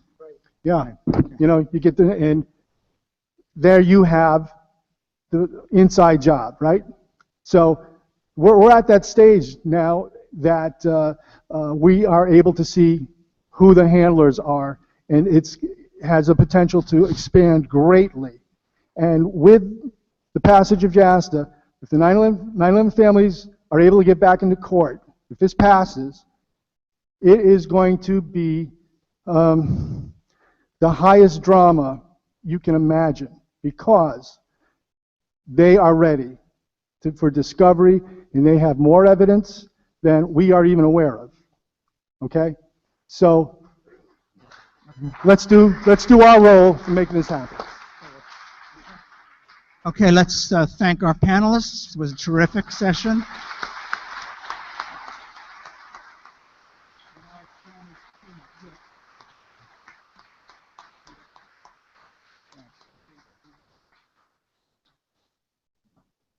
Okay, and while they pack up to leave, let me fill the time just by observing, especially since, given what we've been hearing since this morning, it is, to me, all that much more staggering how much of what most of us have believed is simply based on the mere say-so of the government filtered through the New York Times and others.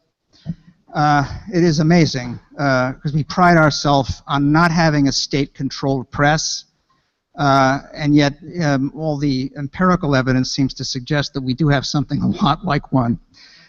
Okay, now I'm honored and delighted to be able to welcome again this afternoon's keynoter, Danny Sheehan.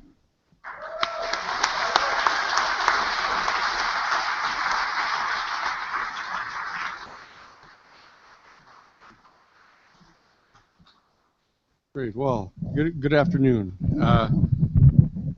This morning, as I did the introductory remarks, I was pointing out that we wanted to focus your attention on a number of the major fact questions that are going to be being addressed throughout the weekend, and for you to keep your eye on ascertaining what type of evidence there is to support these. And we're going to have a full day tomorrow dedicated to that. What I want to do this afternoon is to start pointing out some of the legal principles that we need to be cognizant of in attempting to discuss the viability of a parallel case that will go along with the other case that is actually being done now by the other big law firms. Okay, that we talked about this morning, that the passing of JASTA may well give them the opening to continue to pursue their thesis, predicated upon the findings of the 9/11 Commission, supplemented by the 28 pages, and continue to dig in, trying to find out whether or not the Saudi government and other financial institutions are legally liable for what was done, if in fact the 9/11 Commission report as to how this all happened is accurate.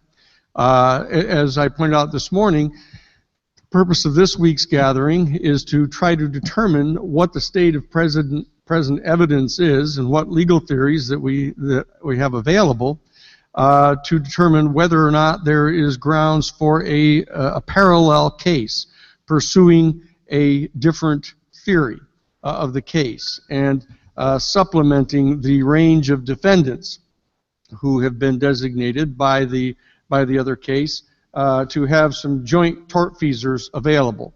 Now, I point out at the beginning of this legal discussion that I'm not here today to support or defend or to attempt to criticize any particular of the alternative legal theories that might be available. You've heard a few discussed here today, just recently with the panel, the discussion of whether or not the United States government officials in the FBI and the CIA and the other agencies that have been involved were simply incompetent, or whether or not they may have been more involved in some type of scienter or evil intent in actually being involved in setting up some of these Saudi dupes, as has been talked about before. And you just keep in mind that there's the old adage in law that the people who are responsible for something like this would much rather be considered to be a fool than a knave. And that seems to be the nature of the debate partly going on now about what particular types of alternative theories may develop out of the evidence. But what I want to do this afternoon, I want to be able to direct our attention to a number of important legal principles, because one of the things that's going to be being proposed this weekend by the people who've been working at this for 15 years is that a specific law firm be set up, or a legal team be set up to pursue the investigation, the expert evidence, the evaluation of the legal theories, etc., to be the base of an operation to try to see whether or not such an additional, supplemental, or parallel legal case is going to be viable. And what I want to be able to do as sort of a senior, not so much senior statesman as a senior class member of the baby boom generation, who's been trying these types of cases for going on 50 years now, as it turns out, that I've been engaged in prosecuting and defending political cases, dozens of them over this 50-year period, these politically charged cases. And what I want to do is I want to set forth what might be considered sort of the 10 commandments that our people who are going to be considered to be part of this legal team need to keep in mind. And that you, as potential laypersons who are participating and supporting this type of an endeavor, need to keep this in mind, so that you will see, as the legal team, if one is developed, what the principles are that they're following, that you'll understand and appreciate them. One of them has been touched upon a number of times, and what I'll do is I'll be careful not to wander off into too many war stories. You may know how trial lawyers are. They love to tell war stories about the various trials that we've been involved in.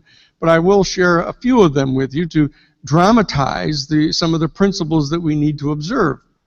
One of these principles has been that whoever is being involved in supporting the legal team and who are working on the legal team, they have to be ready to be aggressively criticized by the mainstream media. Not just ridiculed lightly, but aggressively attacked. And I'll give you one particular example. In the Iran-Contra case, we at the Christic Institute had filed the Iran-Contra case back in May of 1986. And there was a dead silence about this. We talked to everybody about it. We talked to people at the New York Times. We talked to people in NBC News. We talked to PBS. We talked to people in Congress about it. There was dead silence on this until October 5th of 1986, when Eugene Hasenfuss was shot down by the Nicaraguan Sandinista government over Nicaragua in a C-123 flying weapons into the Contras in complete violation of the Boland Amendment that had been passed by Congress. And all that news hit the stands, and right away we were called, finally, people kept saying, listen, isn't that the thing the Christic Institute's been trying to tell everybody about? And so what happened is that the journalist community actually, who had said nothing about this, gathered together at the New School for Social Research here in New York City, or the Avenue of the Americas in West 12th Street. And they filled up a place the size of this with professional credentialed journalists in the room. And I remember that Leslie Coburn from CBS had undertaken to try to do a piece for West 57th Street on this. And I got up and I presented to the entire room of some maybe 300 credentialed journalists what we were saying at the Christic Institute about what was really going on behind the whole Iran-Contra crisis. That this wasn't some young individual renegade lieutenant colonel in the Marine Corps that had somehow gone around and recruited old retired military experts off the golf courses, outside of Washington, D.C. and happened to slap together this, slapdash weapons supply operation. This was a high-level, coordinated criminal conspiracy on the part of high-level government officials in the CIA and in the White House, being run directly out of George H.W. Bush's vice presidential office. And his national security advisor, vice presidential national security advisor Donald P. Gregg, was helping to coordinate this whole thing. And that he was the CIA case officer for Felix Rodriguez, who was running the Ilopango airlift out of Central America. And we've been telling everybody this. And so when we got done making this presentation, people's jaws were kind of hanging open in the room. And somebody stood up and they said, Leslie Coburn from CBS, do you believe that what the Christic Institute is saying is true? And she got up and she said, look, I'm just speaking for myself now, not CBS, but I can tell you I've looked into this and I believe that it's true. And there was this whole rumble went around in the room, and one of the journalists stood up and they said to Warren Hogue, who was the foreign desk editor of the New York Times, who was standing there on the forum with us, and they said, Warren, why hasn't the New York Times printed anything about this? And he said, gee, I don't know. And so one of the other people in the audience stood up, and now made bold, stands up and says, look, would you give us your promise that you'll send somebody down to the Christic Institute to gather this information? And he said, uncomfortably, he said, okay, I'll do that. And the next week, he sends down a young fellow, like 26 years old, who was in fact a reporter for the agricultural section of the New York Times. And this fellow didn't even know who the FDN Contras were. He didn't even know who they were. So I explained the whole thing to him. I gave him all of the details of this, and I could see him writing like mad. Like he could see Pulitzer Prizes, dancing in his head. And so I give him the whole thing, and he goes back to New York. I was down in Washington, D.C. He goes back to New York, and 2 days pass, 3 days pass, 4 days pass, a week passes. I give him a call, and I say, Neil, what's the story? You said you were going to do a story. And he says, well, look, I got to come back down and talk to you. He comes back down to talk to me, and he says, look, I got a problem here. My editors at the New York Times tell me that you're giving us information that's hearsay information. That you weren't there to see them unloading the cocaine. You weren't there to see them loading the weapons. You didn't see the weapons being handled. I said, okay, first party witnesses. So I took him around and I introduced him to pilots that were flying the weapons in. We showed him the end user certificates, the false end user certificates. We showed him the serial numbers on the weapons that were being smuggled. We talked to the pilots. We brought him in. They showed him the landing codes to land on John Hull's ranch. They gave him the secret code words you had to use to land on the. So he says, "Oh, this is it, Pulitzer. Here I come." And so he goes back to New York, and I don't hear anything. 2, 3, 4, 5 days, 6 days, 7. I call him again. I say, Neil, what's the story? Why aren't you doing it? He says, look, I got to come down and talk to you again. He comes back down. He tells me, he said, look, here's my problem. My editors keep telling me that if I'm going to write anything about this story, it has to be negative.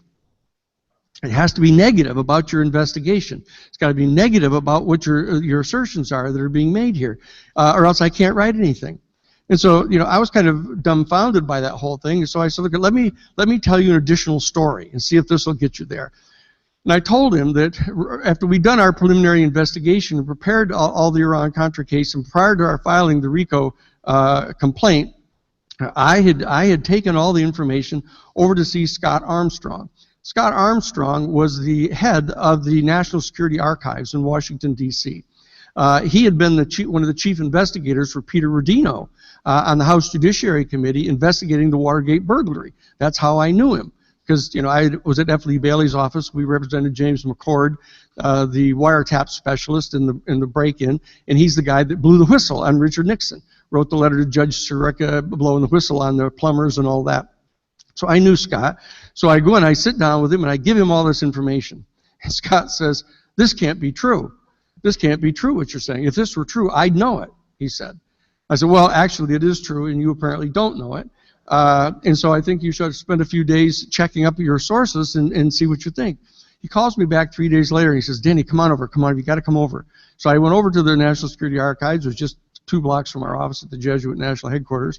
So I went over there, He sits down, he said, my God, he said, this is true. I talked to Cy Hirsch, and I talked to some other guys. They've all confirmed this. He said, look, here's what I'm going to do. He says, I'm going to go over to see Peter Rodino. He's still the chair of the House Judiciary Committee. They have the authority and the responsibility for bringing up articles of impeachment.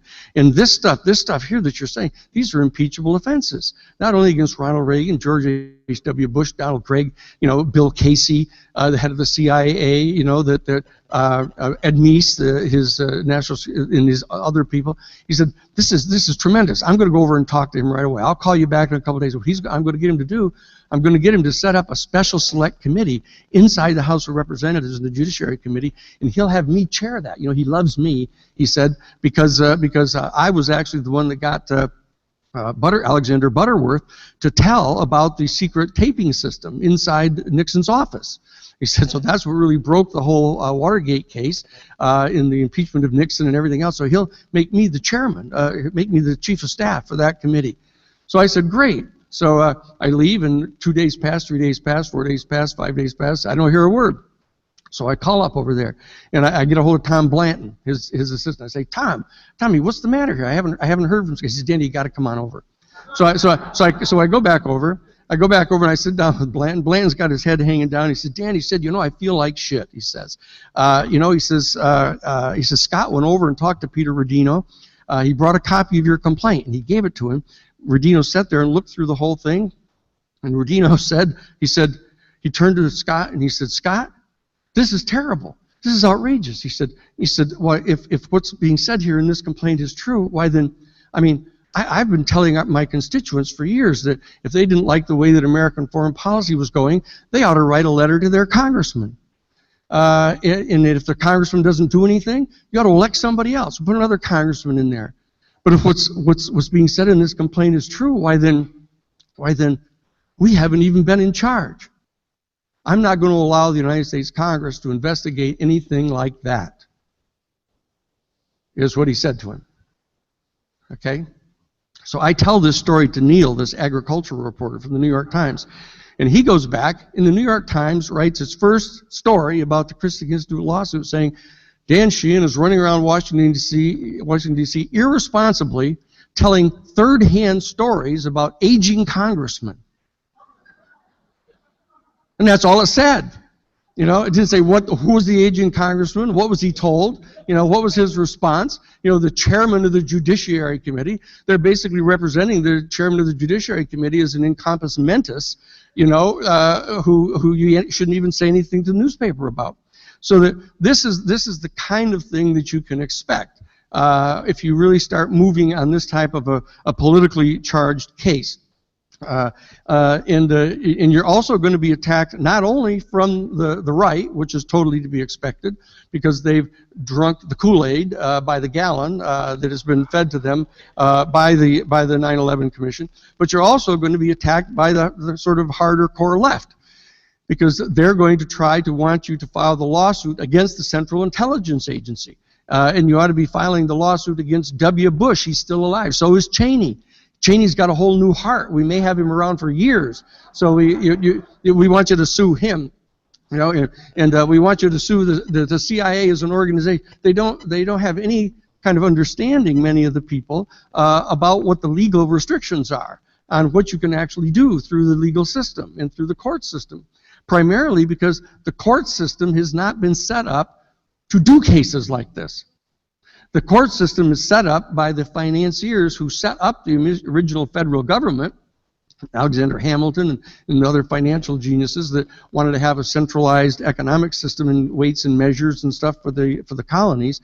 And the fact of the matter is they're not set up to actually challenge the government itself, except that they've always known there's a risk. So they've set up the immunity statute, and it's not the foreign immunity statute that's just been set up as a restriction on a caveat on by JASTA, but in fact they have a general principle of sovereign immunity that no matter what kind of accusations you make about the government itself and officials inside the United States government, you cannot sue them unless they agree to it. So they have to agree to allow you to sue them, or you can sue them under the Federal Tort Claims Act. They've waived certain immunities with regard to regular common law garden variety tort claims, like, you know, if a U.S. Postal Office driver runs over some poor person in the street, you can sue them under the normal common law theories in their capacity under the Federal Tort Claims Act, but you don't get any jury.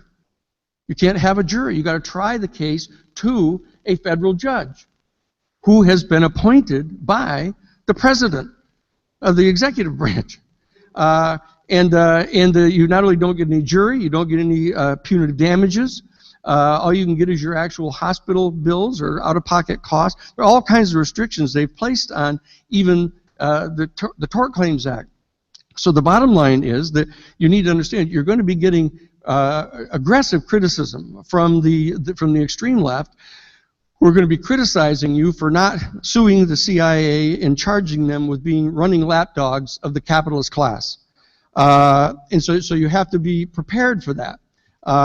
Now, you always also have to remember that the judges, any court that you're going to file this case in, state court or federal court, you've got to remember all of these judges are selected or appointed politically. You know, they're appointed by the executive branch. They are always appointed by a member of the executive branch who just happens to be the same political party that the judge is from, and that the judge has always been in that political party, has been an operate in the political party prior to their being appointed. That's how they got there. And so that virtually all of the decisions that they make are political. Now, that isn't pertinent in every case, like, you know, a dog bites man case or, you know, a domestic violence case particularly. But the bottom line is, as soon as you start to have a case that has substantial political implications, they're going to be making political decisions. And you get a whole bunch of these that, for example, in the Karen Silkwood case that we did out in Oklahoma, we end up asking for discovery in the Silkwood case against the Kerr-McGee Nuclear Corporation, and it turns out that the first judge that we got, Luther Bohannon, absolutely refused to give us any discovery. We'd file subpoenas for documents. The Kerr-McGee Corporation would ignore them. We'd file subpoenas to have them come to take depositions. They wouldn't bother coming. We'd file motions to compel, and Luther Bohannon just completely ignored them, never ruled on them, wouldn't do anything. We finally started going after him in the newspapers and saying that he was sitting on these motions to compel, he wouldn't do anything, and so he finally orders a hearing, and we have a public hearing. He wanted to have it in chambers. We insisted upon having it out in open court. We come into the open court, and he starts raging at me, saying that, you know, that you're a magpie running off at both ends, as he actually put it. And so anyway, he started sort of slobbering on himself and getting crazy.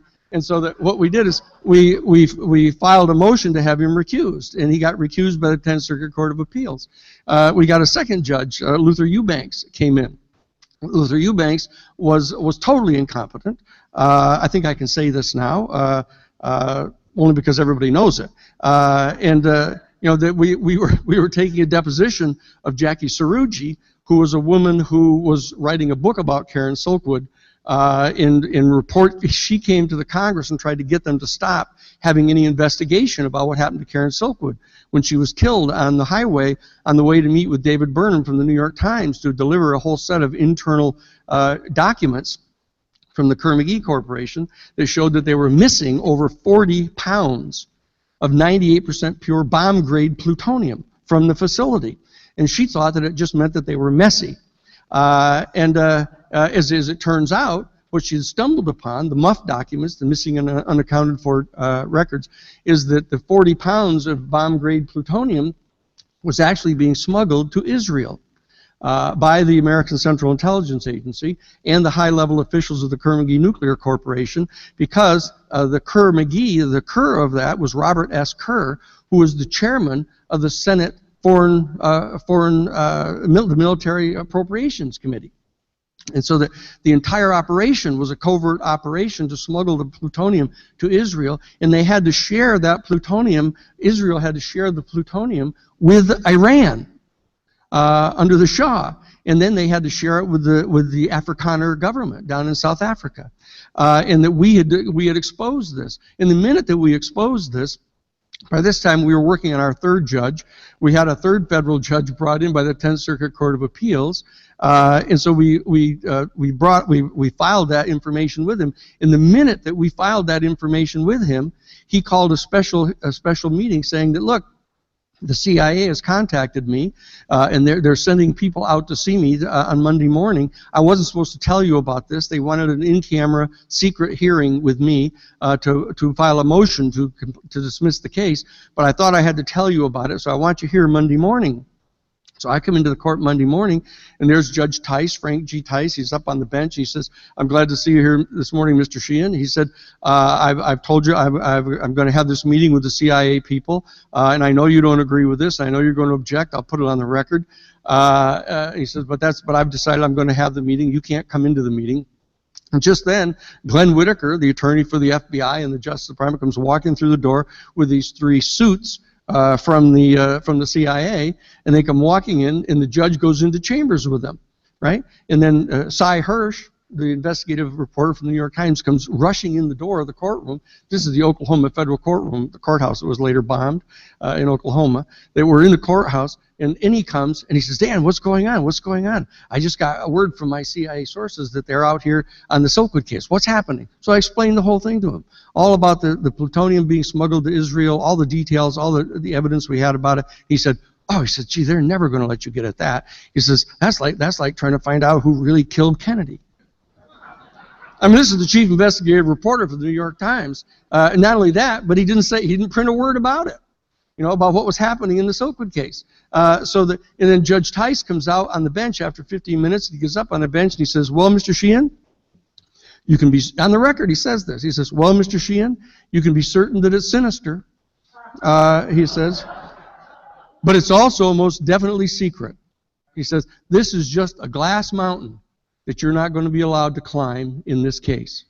So I am taking judicial notice at this moment that you filed your count 1 in this case under the Federal Civil Rights Act, charging that Ms. Silkwood had had her First Amendment rights to meet with the New York Times violated. She'd had her First Amendment rights to travel freely on the highway safely interfered with. And she'd had her home invaded, a violation of the Fourth Amendment, right of privacy, planting 400 disintegrations per minute of radioactive plutonium on the food in the refrigerator in her house. You've laid out these claims that are a violation of her Civil Rights Act. But I want to take judicial notice here that the Federal Civil Rights Act was passed in 1868, immediately following the end of the Civil War.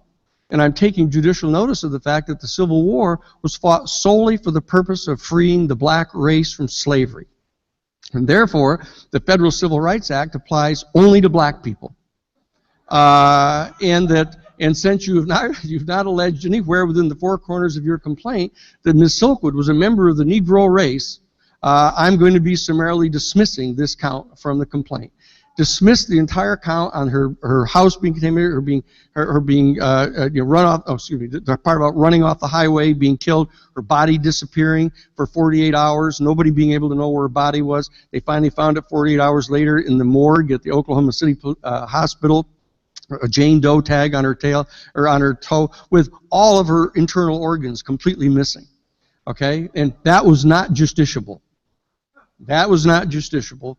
Because that was under the Federal Civil Rights Act, and we hadn't claimed that she was a member of the Negro race.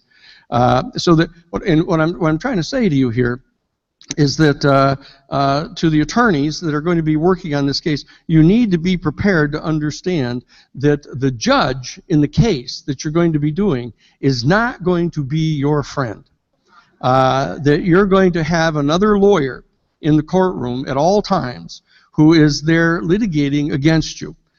And so you're going to have to be prepared to do that. So you're going to have to understand also that they are not going to give you access to the federal rules of civil discovery just because the law says they have to. And that's what the entire rules of federal civil procedure were about, that were crafted. The chair of that whole committee was Shapiro, David Shapiro, who happened to be my professor at Harvard Law School on civil procedure, so I'm quite familiar with them all. But the fact of the matter is, they will not let you get at those rules of civil procedure. They will block you, they will resist you, they will ignore your motions to compel. So the fact of the matter is, you're going to have a major mass-based movement behind what you're trying to do. And you're going to have a full-time coordinator of the media who's going to be reaching out and putting the stories on the internet, putting the stories into all of the alternative media, going to try to get the major news media to report these things. You have to have a full-scale operation going. And you need to have a field organizer, a grassroots organizer that organizes out around the country and organizes task force and teams in virtually every congressional district in the country. The Karen Silkwood case we had during the Iran-Contra case that Sarah Nelson ran out of our office, our executive director, she ran the entire grassroots operation around the country. We had like 1,000 Christic action teams. Many of you may have been members of those. So that they were writing letters to the editor. They were, if Oliver North showed up somewhere to go to speak at the Kiwanis Club or something, they would all come and fill the room and jump up and down and ask him questions. You know, these are the kind of things that you're going to have to be prepared to do. This is not a normal case. Okay. Whatever the theory is that you come up with, which is an alternative theory to the case that has been filed by the other law firm. Okay, so you have to understand, and do not think that just trying to get another official investigation is going to solve this problem. If you get a professional investigation from the Justice Department, or an official investigation from the United States Congress, or any other type of question, that they are all political creatures. That's why they're there. You know, and they will undertake a political activity, and they will try to keep you away from this. And I want to call to your attention something that Gary Sick wrote. Gary Sick, Barbara Honecker wrote a book on this, but so did Gary Sick, who was the national security advisor for President Jimmy Carter. In Jimmy Carter's negotiations with the Iranian government, when our 52 American hostages were seized at the American embassy in Tehran. And Jimmy Carter, you remember, was trying to negotiate to get our hostages back. And during that negotiation, Gary Sick, Lieutenant Colonel Gary Sick, actually Lieutenant Commander in the Navy, he actually was his assistant in the National Security Council.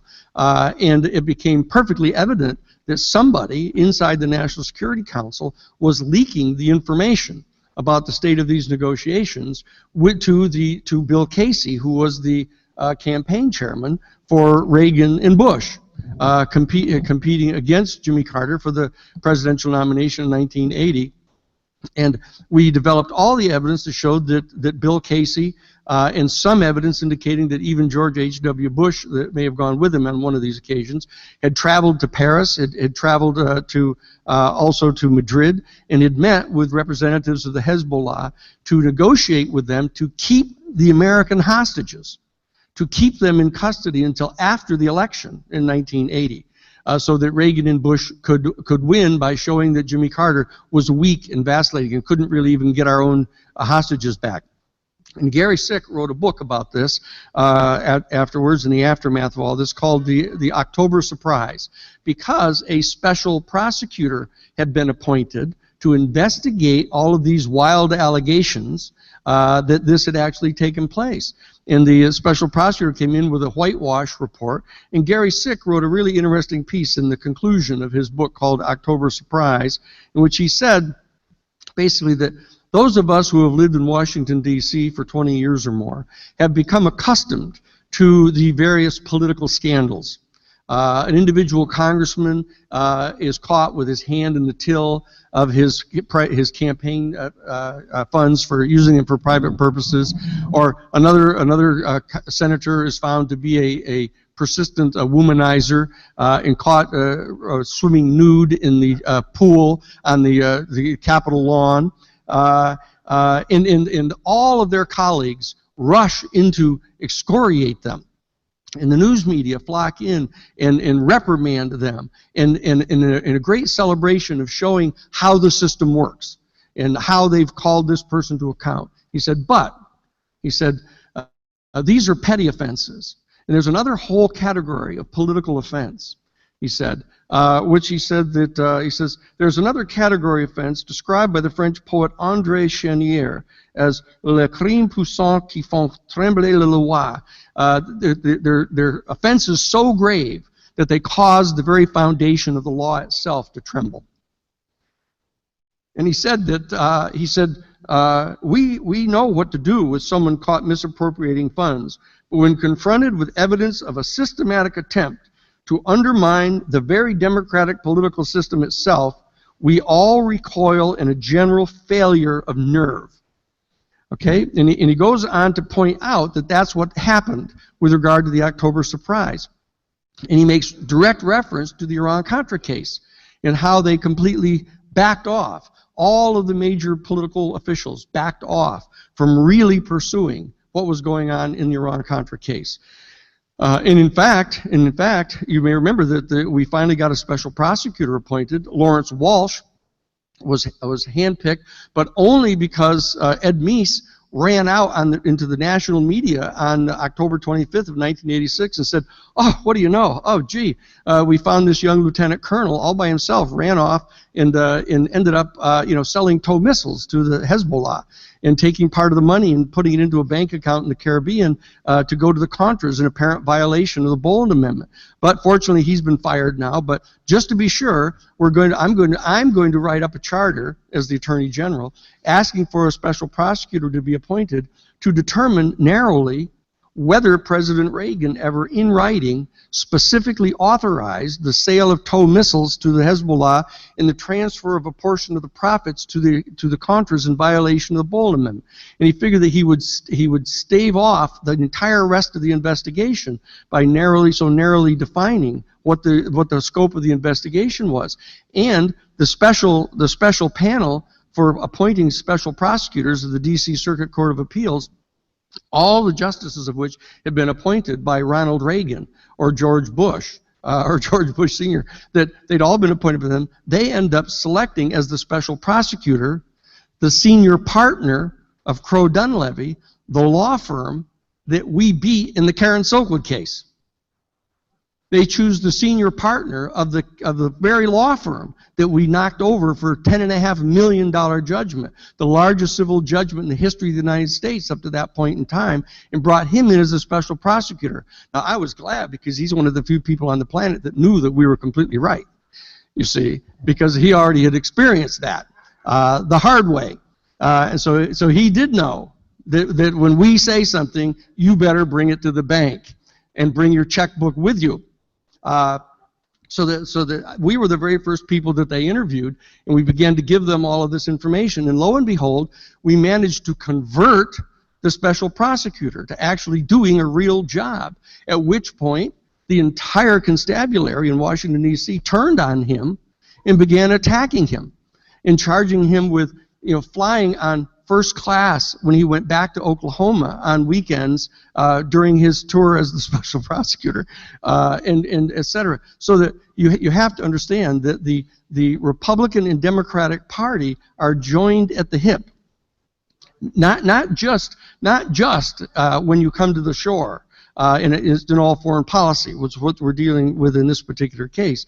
But to give you another dramatic example, when we were closing in on them and getting all of this information revealed, John Kerry, who I had actually proposed to Claiborne Pell, the ranking Democrat on the Senate Foreign Relations Committee, to be the chairman of a new select committee to investigate all the charges that we made, that I went to see Tip O'Neill, Russ Hemingway, the head of the director of the Fund for an Effective Congress, a close friend of John Kennedy's, recommended I go see Tip O'Neill. He called Tip for me. I went in and saw Tip O'Neill, the Speaker of the House, told him the whole story. He sent me over to the Senate side to meet with Claiborne Pell. And when Tip O'Neill said to me, he said, "Look, when you ask him to set up this special select committee, if we win the Senate back in the fall of 1986," he said, this was in June, the first week of June of 1986. He said, in the fall of November of 86, we're going to have the election, and if the Democrats, we can win back the Senate, then you go over and talk to Claiborne Pell and get him to agree in advance that they'll set up a special select committee to investigate all of these charges. he's going to ask you who you think ought to head up that committee. You tell him John Kerry. He loves John Kerry. You know, we kid him that John Kerry must be his illegitimate son. He said he loves him so much. You know, Claiborne Pell thinks John Kerry is going to be president of the United States. And I said to I said, that's funny, so does John Kerry. So I did. I went over and I recommended it to Claiborne Pell. He, in fact, as soon as the Democrats won, they set up the Special Select Committee. We start hand delivering all this information to John Kerry. End user certificates, you know, tail numbers on the airplanes, secret code words, you know, witnesses, the pilots that we got to tell all about it, and they're overwhelmed by all of this stuff. And they actually put together a preliminary draft of a report from the Senate Select Committee on Terrorism and Narcotics, telling that everything that we're saying in the Iran-Contra case is true. We get a copy of the draft of it, so we know what they were getting ready to say. And then all of a sudden, I get a call from Russ Hemingway. And Russ says, Dan, I gotta talk to you right away. He said, look, I gotta tell you, I just this minute, came out of a meeting. I was meeting with John Kerry. He said, and we were having a private meeting, and in walks the Democratic senator from Michigan, Don Riegel, comes in, and he says, John, I gotta talk to you privately right away. And John Kerry, rather casually, says, no, that's okay. You know, Russ is fine. He can stay for the meeting. And Riegel says to him, look, I've just come from the leadership of the Democratic Party, and they have said that they've been approached by the leadership of the Republican Party. And they're saying that, look, if you all by yourself make a decision to drop this investigation of the whole Iran-Contra enterprise and the smuggling of the cocaine and the assassination operations they're engaged in, and that whole off-the-shelf enterprise that you're looking into, then, and it's totally up to you. The Democratic leadership wants to make it clear it's totally up to you. But if you do decide to drop this, the Democratic Party leadership wants me to tell you that they will be very, very, very grateful to you personally in the very near future. And I said to Russ Hemingway, I said, what the hell does that mean? He says, that means the vice presidential nomination when Al Gore runs for the presidency in 2000. That's what he said to me.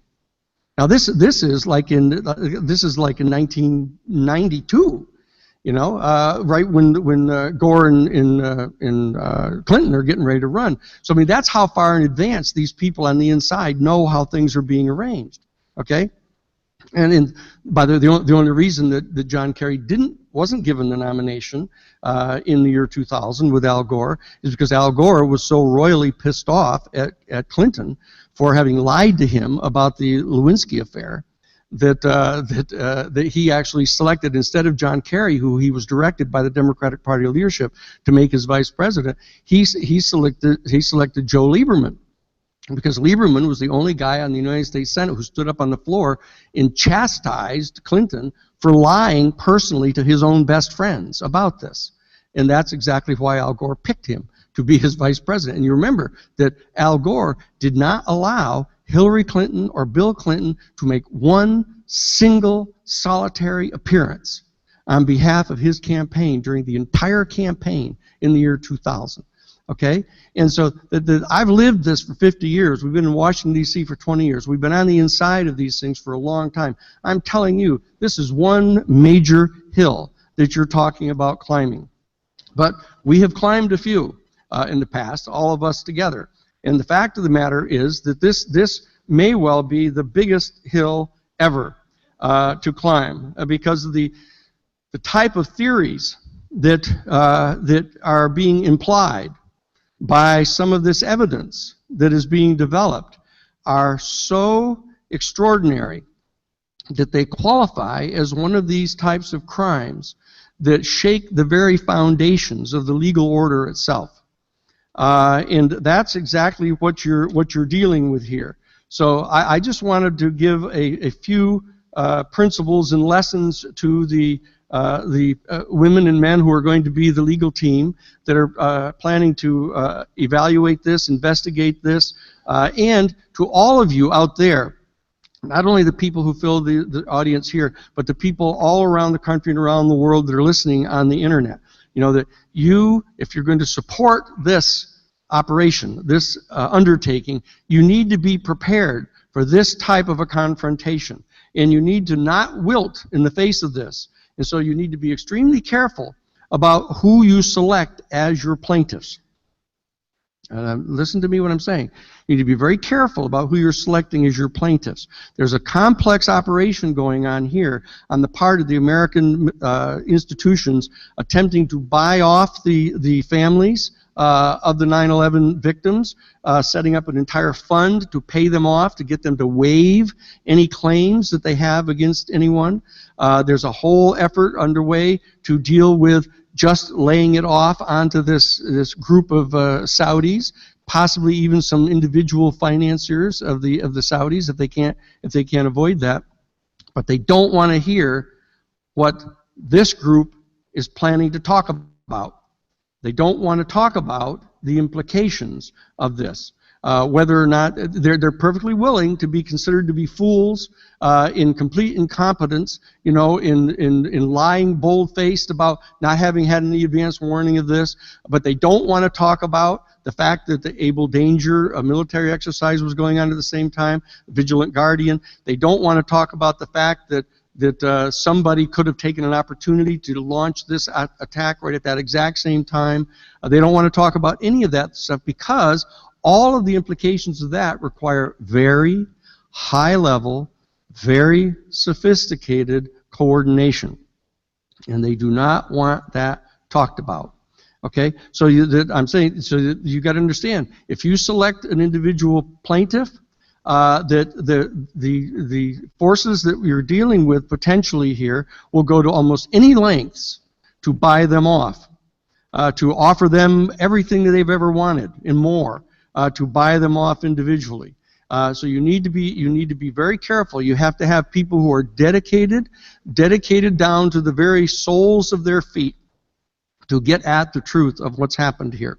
And that they're not in this just to be remunerated. They're not in it for any personal advantage. So you have to be extraordinarily careful. In closing, I have to say, you have to be extremely careful about who you name as defendants. Because you need to remember that the naming high enough level officials are going to cause them to invoke national security claims. They're going to refuse to produce the discovery. The judges are going to go along with their national security claims.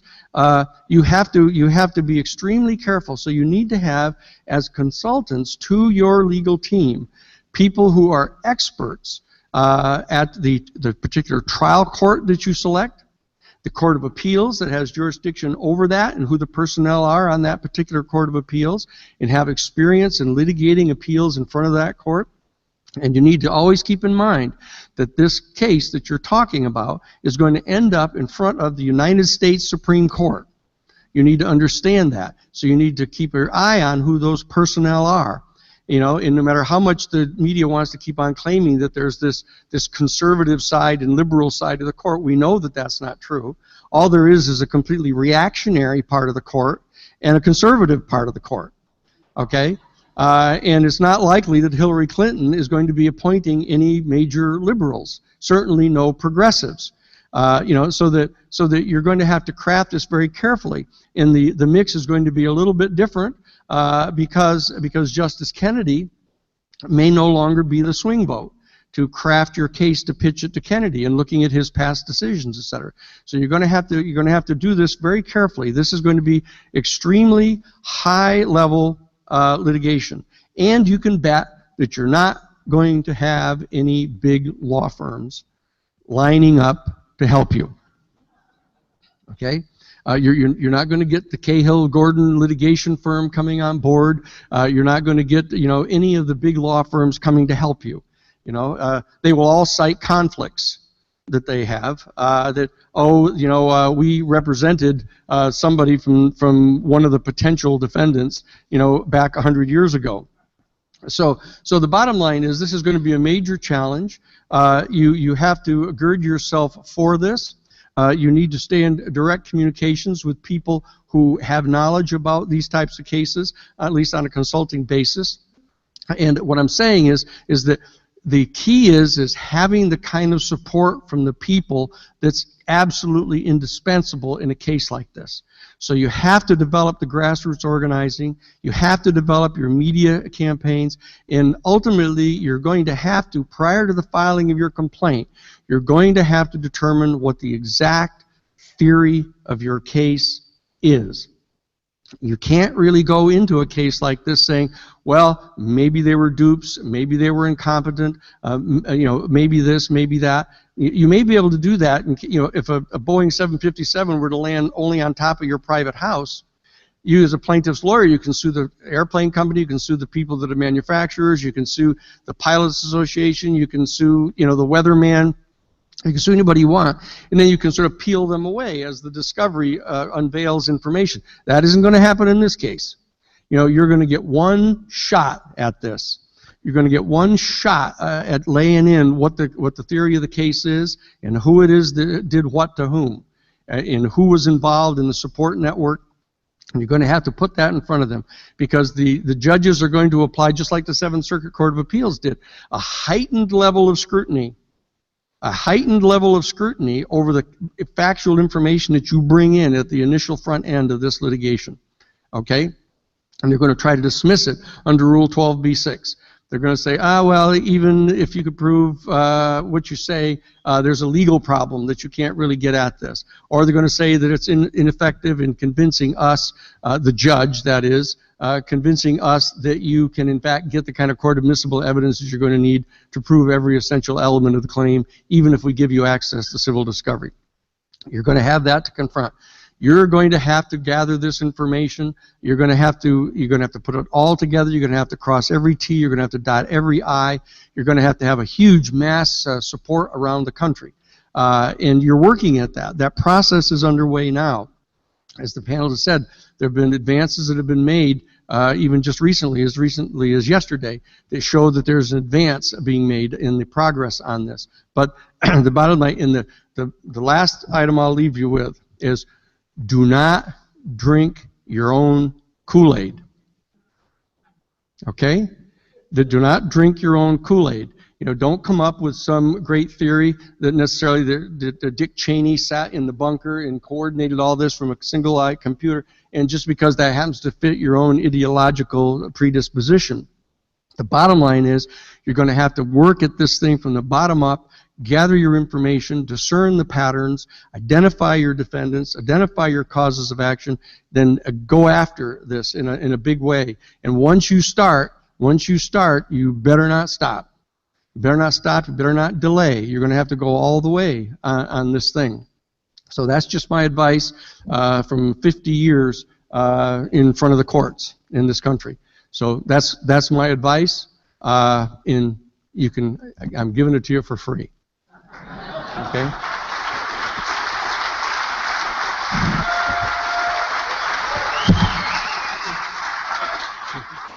Okay, Danny. Now, stay with us. No, stay with us. Danny? Yeah. Why don't you stand? Yeah. I'll just stay with this. Gotta find this. Where's Richard Gage? Excuse me, Richard, are you here? If you could just.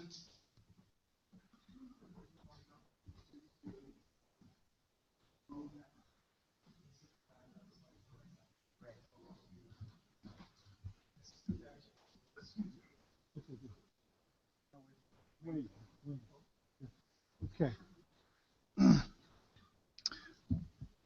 Following that incredible and unprecedented body of information, legal information, we put together what we think would be an excellent follow-up, which is a roundtable discussion with some of our other presenters, and also Bill Jacoby, an attorney and part of the Legal Action Committee for 9/11 Inquiry.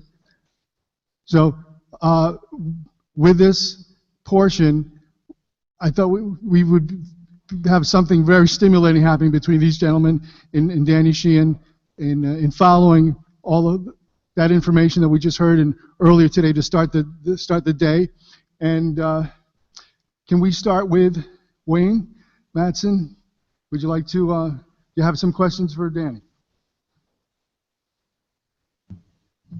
One thing I would like to, a bit of a comment and a question.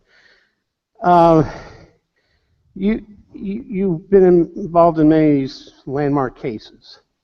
Was there ever any actual real attempt to get somebody, had you gotten past the judges and all their obstinacy, to call people like Bill Casey as a witness? Because I'm looking at guys like John Brennan, and he came up with the CIA's enhanced interrogation program.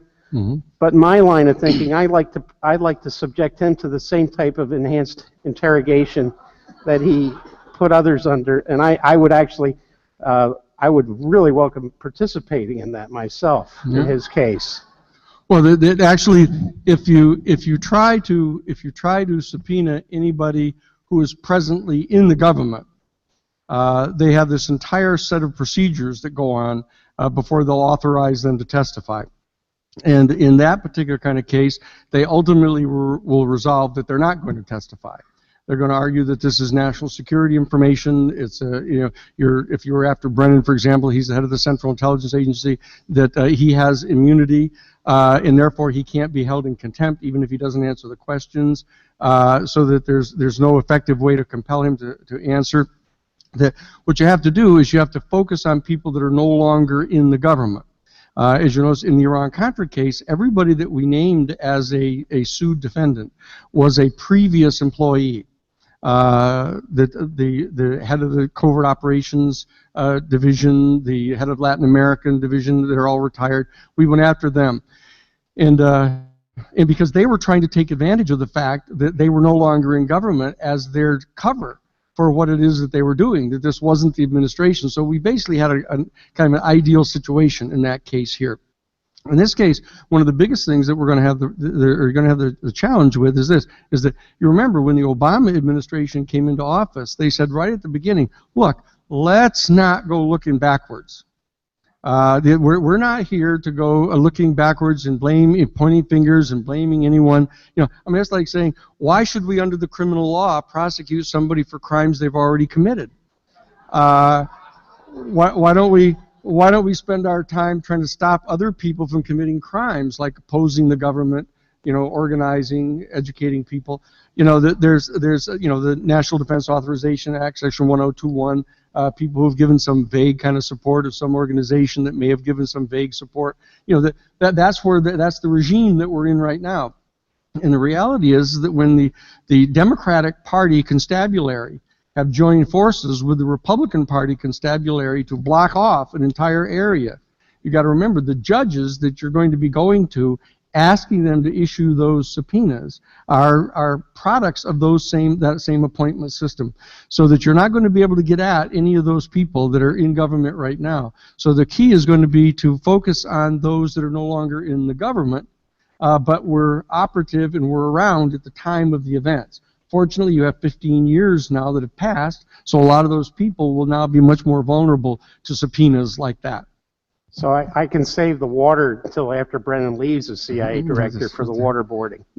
Okay, I'll keep this file handy. You always want to make sure you never want to fall prey to doing the exact kind of things that we're criticizing, and that's a very important thing to keep in mind here.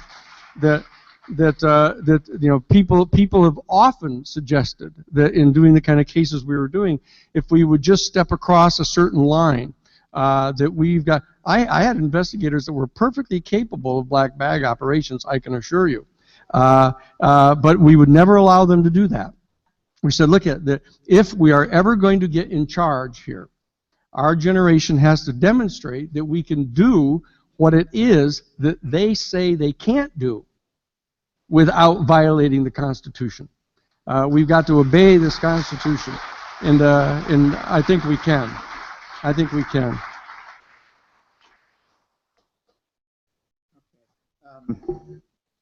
Here we are. My question has to do with one of the warnings that you very sagely issued to people who are embarking on this enterprise, and it's a bit of a quibble. Sure. Although you sort of implied an answer to it in talking about the two parties being joined at the hip. Oh, yes. But when you said that people can expect to be attacked by the right, because the right's drunk gallons of Kool-Aid, and by the hard left, Yes. which is going to push, for the most unrealistic kind of lawsuit. And the Democratic Party. I'm going to add that too. Right. Yeah, you better believe that. In the Democratic Party.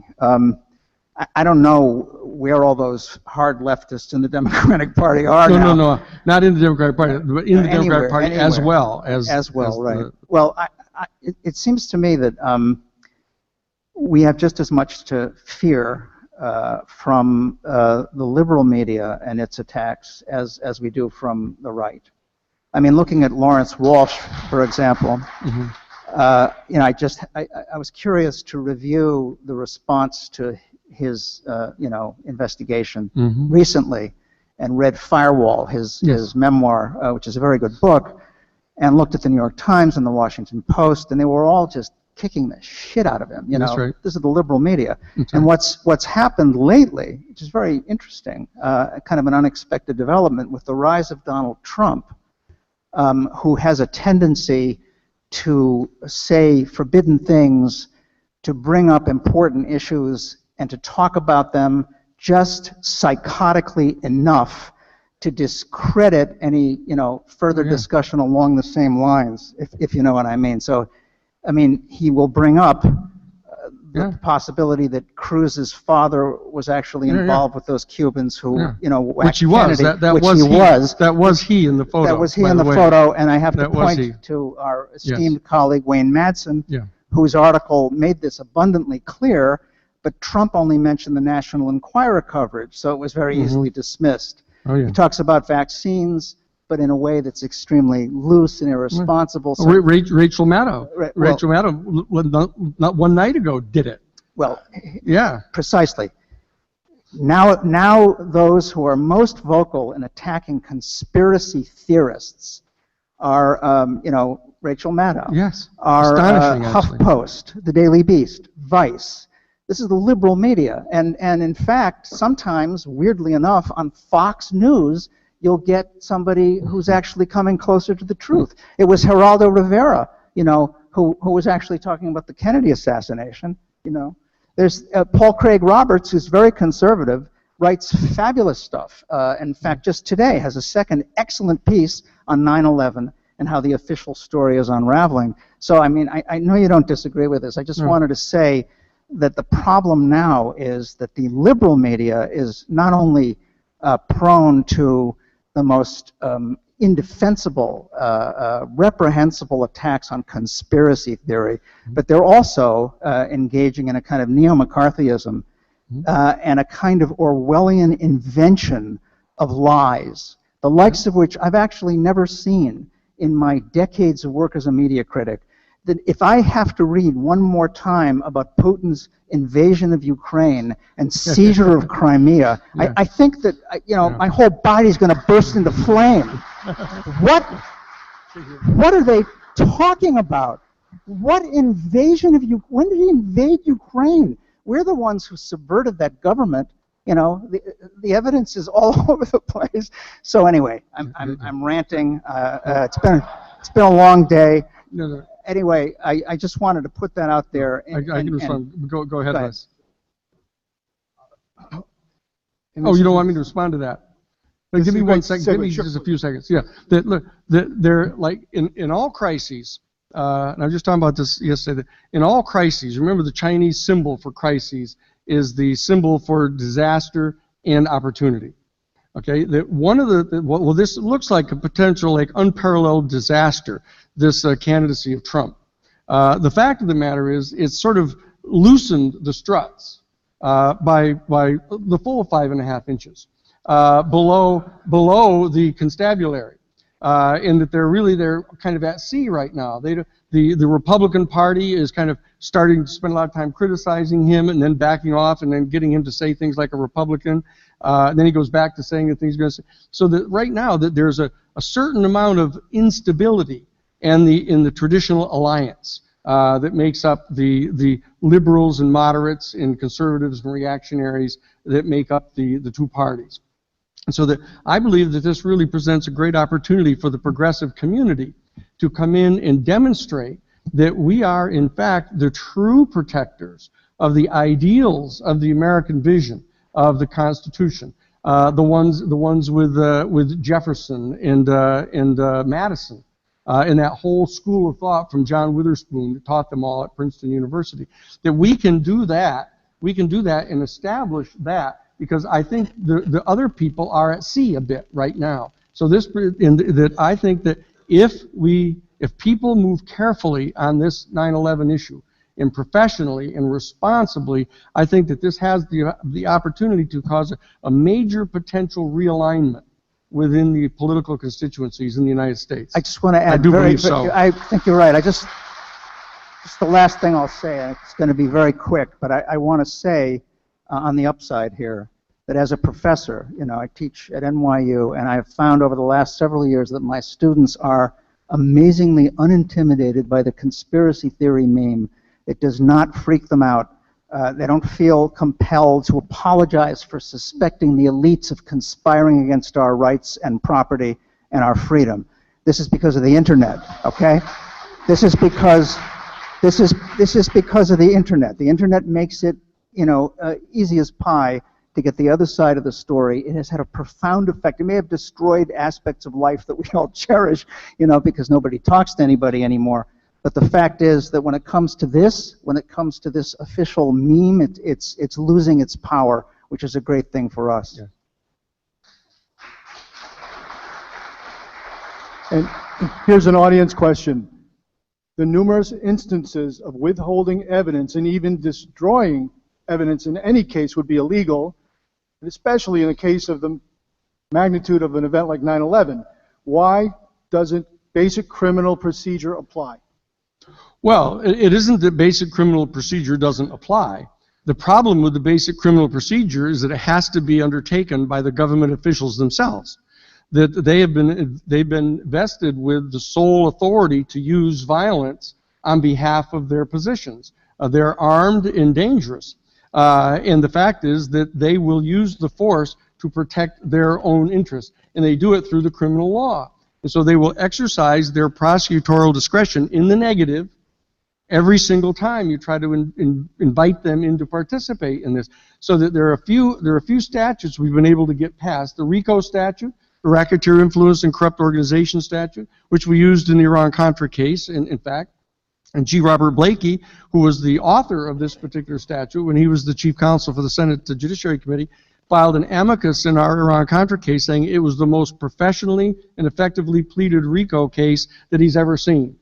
So we know how to use those. Now, the new Terrorism Act that provides civil standing for people to bring a litigation is effectively charging them with criminal activity because it's actually a derivative under Title 18 of the federal criminal law, that we can become our own prosecutors. That there are a few, and these are the kind of avenues that one needs to look at in this case, is to find those avenues pursuant to which a people's prosecutor can come forward and actually prosecute these people that may have been responsible for these elements of the crime.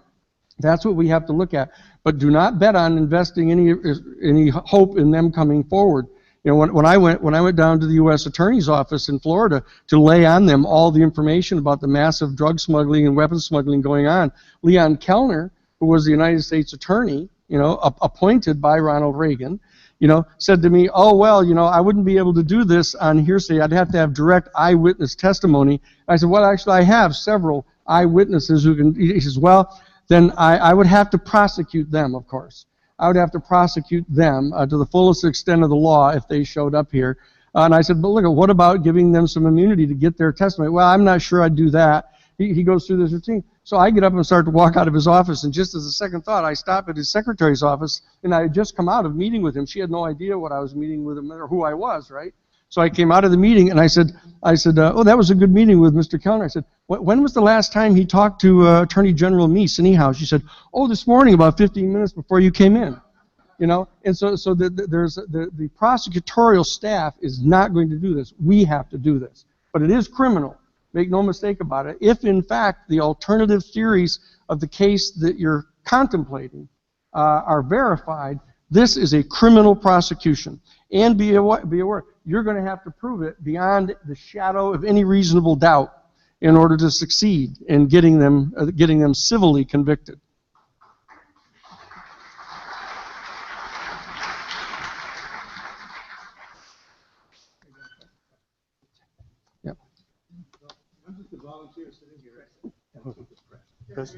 Okay. Can you hear me now? Can you hear me now? Okay. Well, I'm sitting here listening and thinking that we have here one of the preeminent attorneys in this field of, I'm not sure what name to give it, but we'll call it public interest law, who's really climbed some enormous heights. And he's telling us that he can't win something like this alone, or that a lawyer's committee can't win something like this alone. And he's saying that there has to be some kind of very strong grassroots support to make this possible. And we're looking around, we're seeing a good attendance here, and we have a wonderful opportunity here to bring many people who aren't in this room together. And I guess I'd like to explore in a question or two, Danny, what is expected of us in this situation? What is needed from us? You mentioned, just rather almost offhandedly, that we can't count on the press. We can't count on Congress. We can't count on the courts. Who else can't we count on? I'm missing somebody. You count on the people. Well, we can count on the people. We can count on the people that I've discovered after almost 50 years of doing trials, that if you can get a jury in the box, our American people will respond in the affirmative to every single positive ideal that has been taught to them. And the fact of the matter is, what we need to do is have our people around the country view themselves as being in the jury box. We need to present a case to the people that is, if they're in the jury box, that they would want to make a finding that we want here. And once they see that we've got that kind of an objective, as long as they're convinced that this is not ideological, that it isn't that we're just people aren't trying to convict W. Bush or Cheney just because they deserve it. But the fact of the matter is that it can't be ideological. That we've got to have everybody across the boards. We need to have people who have had their children and their husbands and their fathers and mothers killed in those towers and in the Pentagon.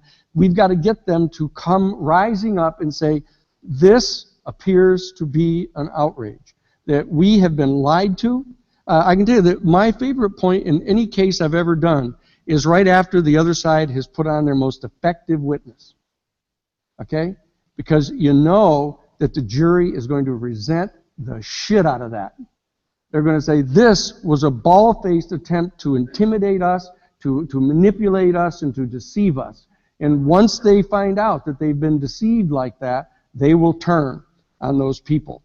And that's what this has to be. This is a bald-faced lie that's being put in front of them. And as lawyers who've spent as much time as we all have at this, if we're not capable of displaying the evidence to show a bald-faced lie and get it through the structures, then no one is. And I don't believe that's true. I believe that we have this opportunity. But we have to bring in all the coalitions. In the Karen Sokol case, Sarah Nelson, our executive director of the Christic Institute, and our Romero Institute, now we'll talk about it in the next panel, that in the Karen Sokol case, we had not only the Oil, Chemical, and Atomic Workers Union, because she was trying to organize a union there at the plant. We had the National Organization for Women, because the labor department of the National Organization for Women were encouraging women to become active in their unions, and she'd been killed. We had the anti-nuclear power people. We had the anti-nuclear weapons people. We had the environmental people. We had the American Civil Liberties Union. And all the people. We had all of the churches and synagogues, all of the religious community in the country mobilized behind us.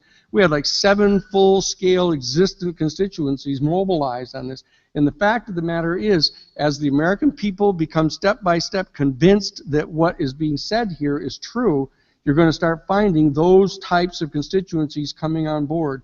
But you have to organize them consciously. You have to have experts who are working at that and reaching out to them and understanding their world and bringing the people on. And the most important constituency is the families of the victims. that we've got to get them to understand how they're being lied to and how they're being manipulated and how their emotions are being taken advantage of here. And so that's who we're looking at. We've got to view these wonderful people as being in our jury box and getting the information to them that's going to cause them to come alive like that. Yeah. And folks, what we also need is for every one of you to read the book, The People's Advocate by Daniel Sheehan. It's critical. Okay?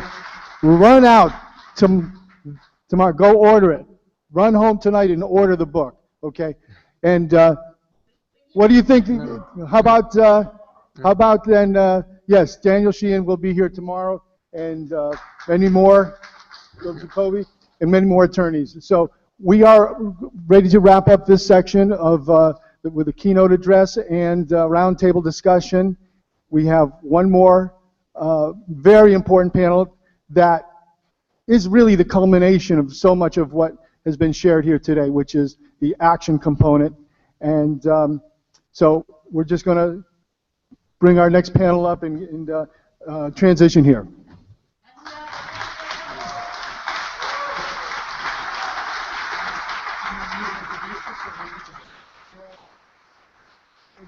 Actually, I got to facilitate one thing. Listen.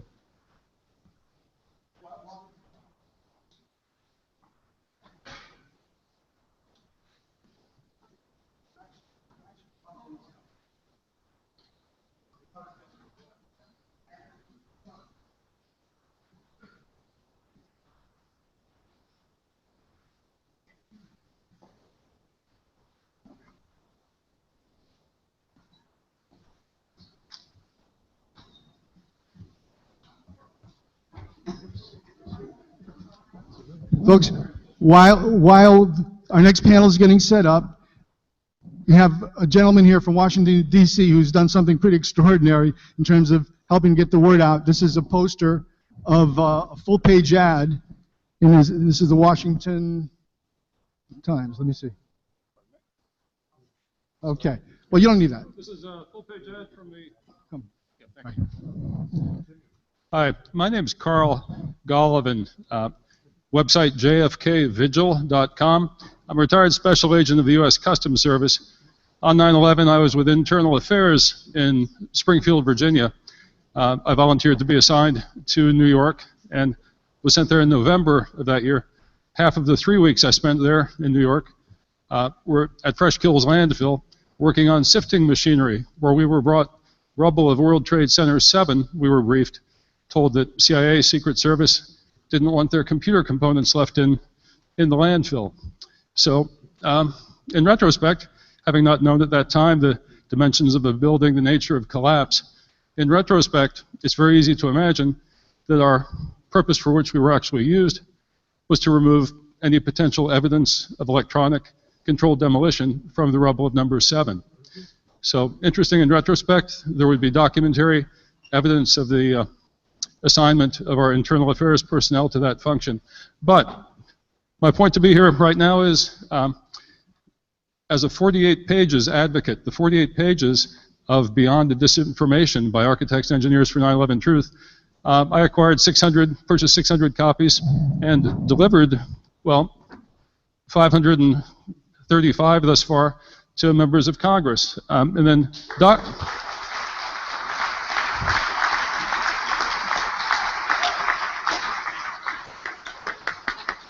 I actually need 6 more because I didn't account for Guam, Virgin Islands, etc., the other non-voting members. But the Washington Times is a wonderful paper. They were willing to place this full-page ad on page A3, literally the first page one turns to, and it shows, of course, an image of the cover of what was delivered, hand-delivered to every member of Congress. The title reads, "Congress receives 48 pages, 9/11 reading assignment." Subtitled, "Americans Challenged to Peaceably Assemble in Petition for Transparency from JFK to 9/11. In my writing here, I do merge together the parallel events of JFK's assassination and the false flag terrorism of 9/11, indeed referencing Operation Gladio, as you'll see. My recommendation for political activism to involve millions of Americans, is to highlight we're coming up on time for all of the Kennedy assassination records to be released. Of course, it should have happened long ago. But you'll see I'm wearing a handmade pin showing a JFK image bearing the saying liberty, and then a paraphrase of JFK's quote, a man may die, nations may rise and fall, but an idea lives on. Liberty being an idea that lives on. And each May 29th and November 22nd, if we would just encourage people from all around the country to make a pin like this, just reduce size a copy of that coin and glue it onto an old button you have, and show up at the Kennedy Center, peaceably assemble and petition by your presence for transparency from JFK to 9/11. That's my idea for using the Constitution in its most functional way to bring about transparency. Just by imagine the power of 100,000 people peaceably assembling in Washington, D.C., simply wearing a JFK pin honoring JFK. So, thank you.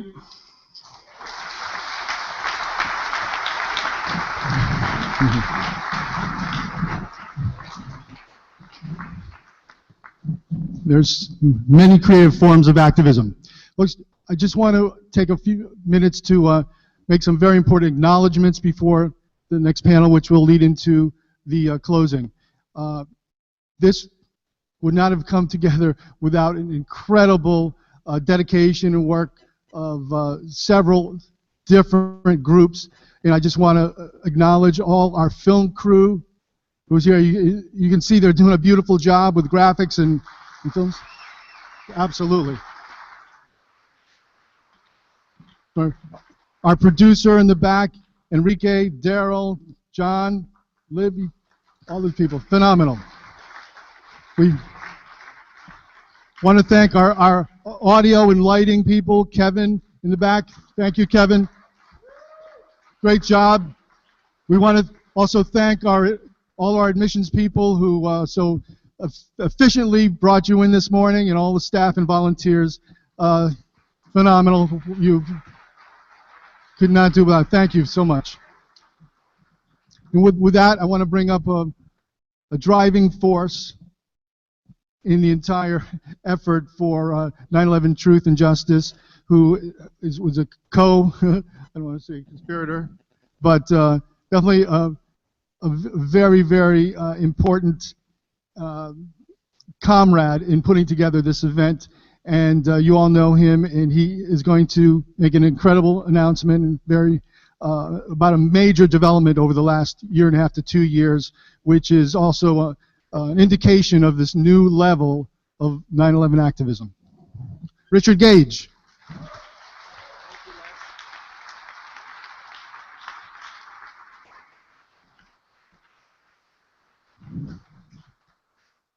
I'm just in awe of the gravity and depth of the issues that are being wrestled with today. Don't you feel it in your gut? It's incredible. We at AE 9/11 Truth try to stay out of our gut and in our head, but it's so hard. It's just hard. Did you hear what Danny Sheehan said?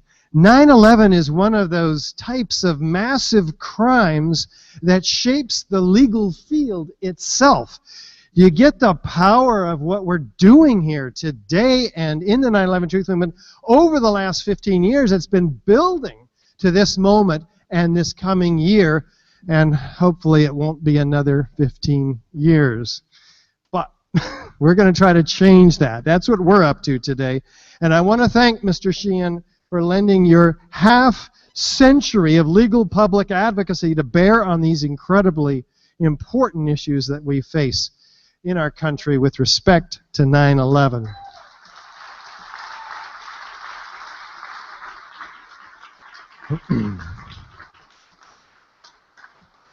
Little did I know when I first realized 10 years ago now that not only had we been lied to on a massive scale about the World Trade Center and about all of 9/11, but the depth and complexity of the worldwide deception that we're facing is absolutely staggering. And of course, far beyond what AE 9/11 Truth can or should be handling.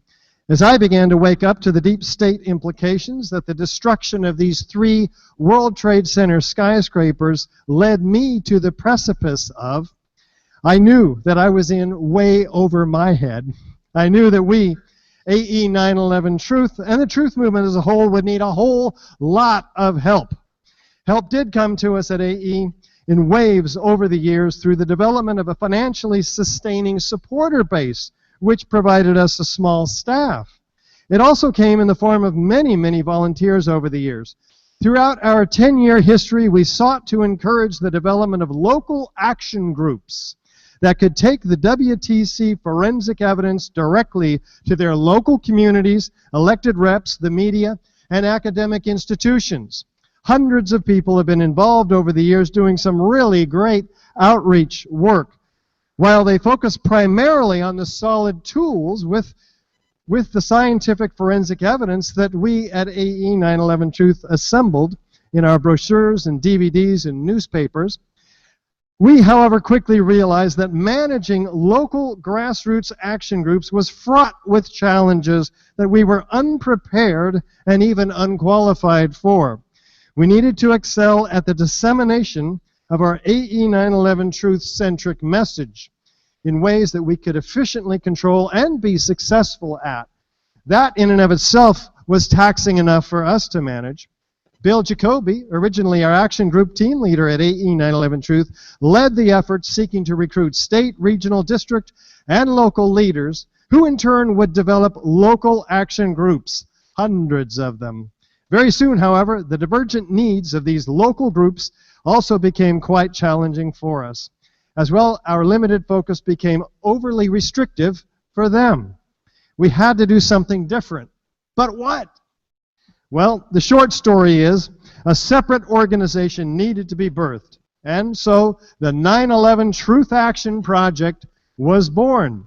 Over the last year, they developed their mission and strategic objectives, formed their board, acquired their own 501c3 status, and established many more key leadership and other positions in the worldwide state, regional, district, and local levels. Tonight, you will witness the official launch of the nonprofit organization, the 9/11 Truth Action Project. 9/11 TAP promises to fill this critical need in the 9/11 Truth movement. This group of talented, dedicated 9/11 activists are stepping up to the plate to organize from the local to the global, to develop hundreds of groups of fellow activists working in concert to educate the public and lean on its various leaders in positions of power. We are deeply motivated at AE 9/11 Truth to promote and assist this massive effort, which aims to use the educational tools developed by AE 9/11 Truth and others that have proven to be effective at grabbing people's attention. The mission and tasks of TAP extend far beyond that of AE 9/11 Truth. They will be not only wrestling with the deep state implications of the WTC explosive destruction, but with changing society structurally. For instance, bringing about the conditions necessary for a truth-friendly Congress, a goal which we can and all should support wholeheartedly. Bill, the secretary of the TAP board, is among those leading that daunting effort. He was originally inspired by working with members of the Student Nonviolent Coordinating Committee back in the early 60s, who had all been jailed in the Deep South for their nonviolent civil rights activities. He learned more about organizing as a Peace Corps volunteer in Peru, and from years working in the community development field in Pennsylvania and New York. He's a lawyer who worked mostly as a member of the senior management in state municipal governments in the area of nonprofit housing and economic development in the U.S. and abroad. He was also an entrepreneur who successfully secured investment in seed capital for 2 renewable energy startups. He's fit for this job. Please welcome Bill Jacoby and the 9/11 Truth Action Project.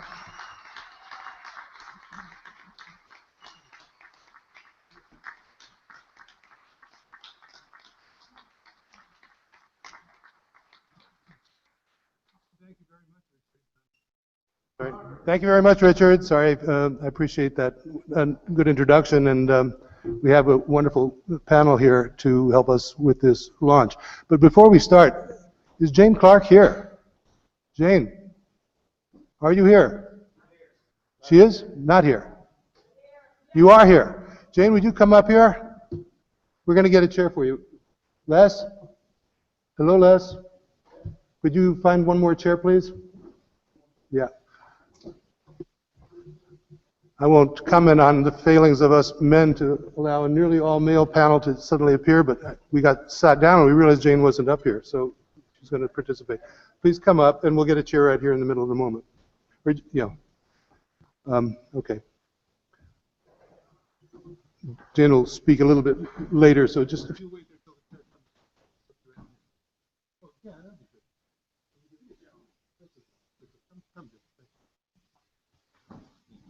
All right.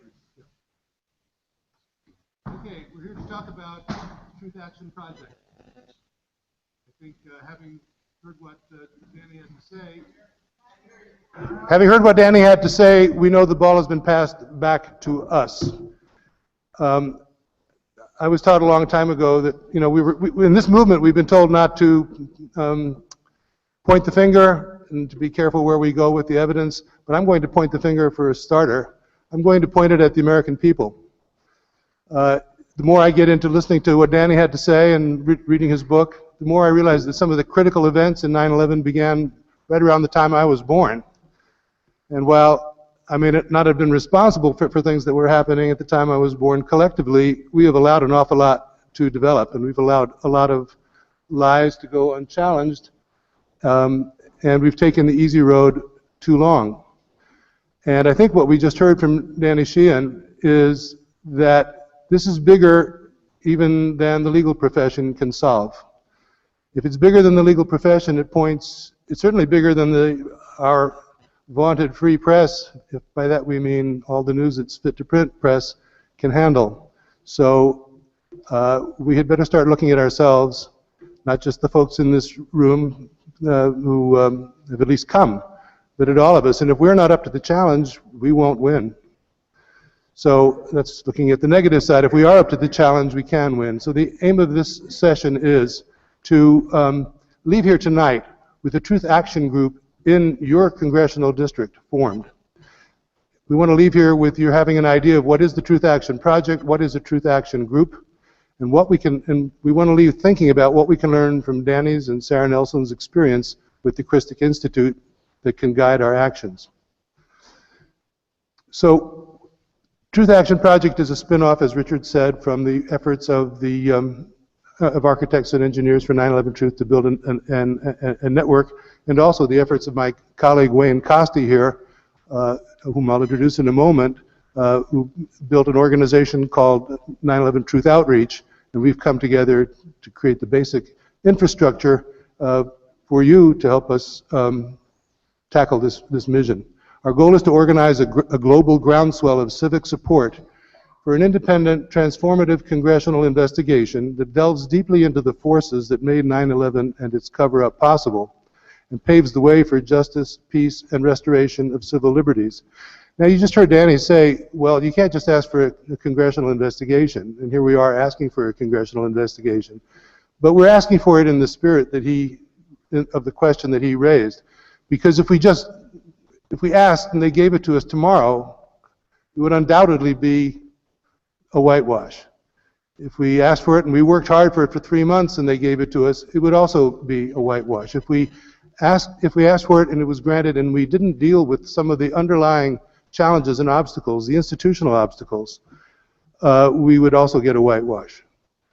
But we do want to see our legal system restored and our rights vindicated. So an investigation is simply a rallying cry for us to start that process, but it is a first step. Why bother with all this? Why are we asking you to take action after this meeting? Why are we asking us to do this? Obviously, from what several of your speakers have said today, let's just posit, to keep things short and simple, that sometime in our history there was a coup, and that it's an ongoing process because certainly no leaders opted to take responsibility for it.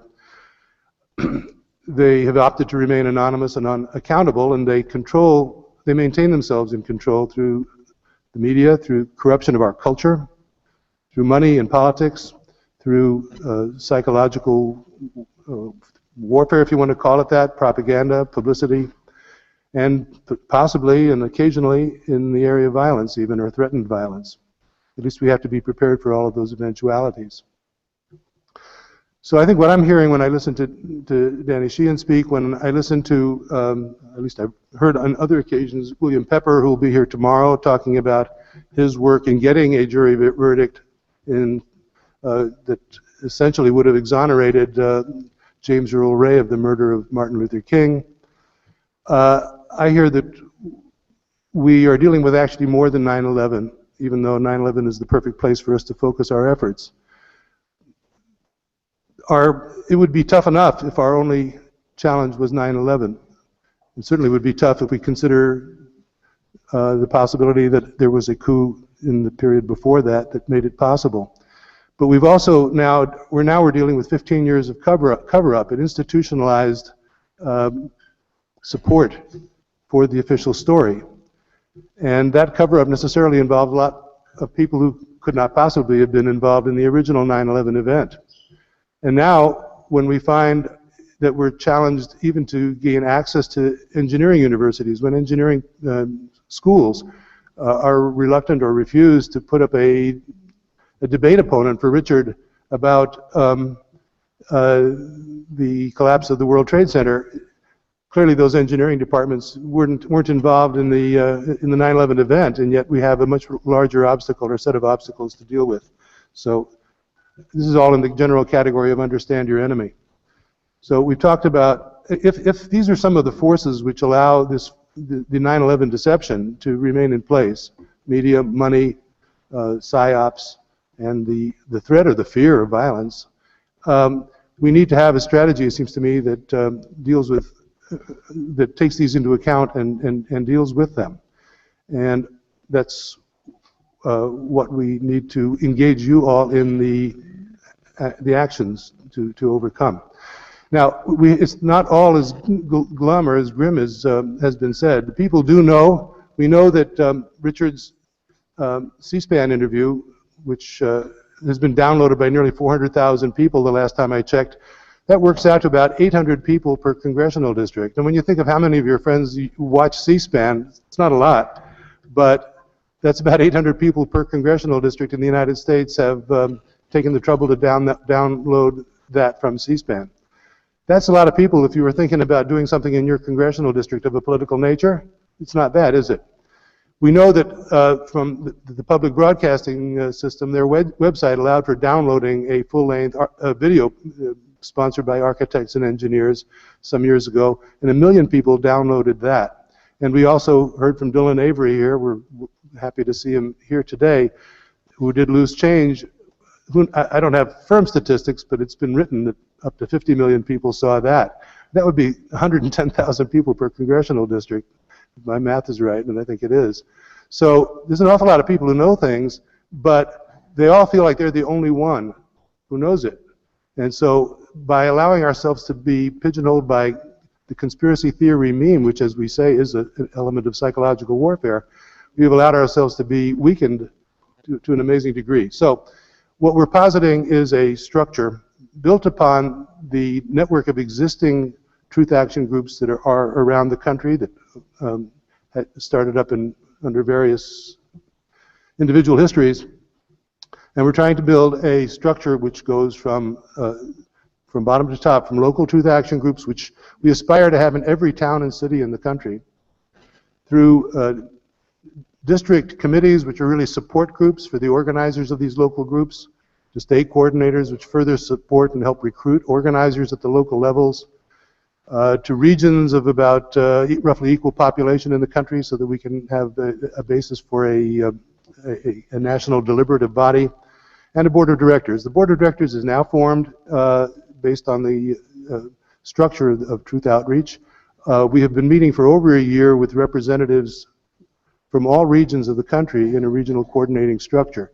We share every couple of weeks, every 4 weeks now, we have gatherings on the phone of people in Oregon sharing their experiences, people in Denver who've had some remarkable successes, people in Florida organizing, people in Texas organizing, people in New England organizing, and these are all the basis. And now we need to take the next step. Now that we have the web materials and the social media that Wayne is going to talk about, we have the basis to start ramping up our organizing as we go down to the grassroots where the real action has to take place. The other part of our structure is to develop task forces to develop and implement detailed strategies to deal with the obstacles that we have just enumerated. The task forces will be created by the board of directors, but these tasks are so large that we need to have involvement from around the country, from volunteers, to help flesh out detailed strategies.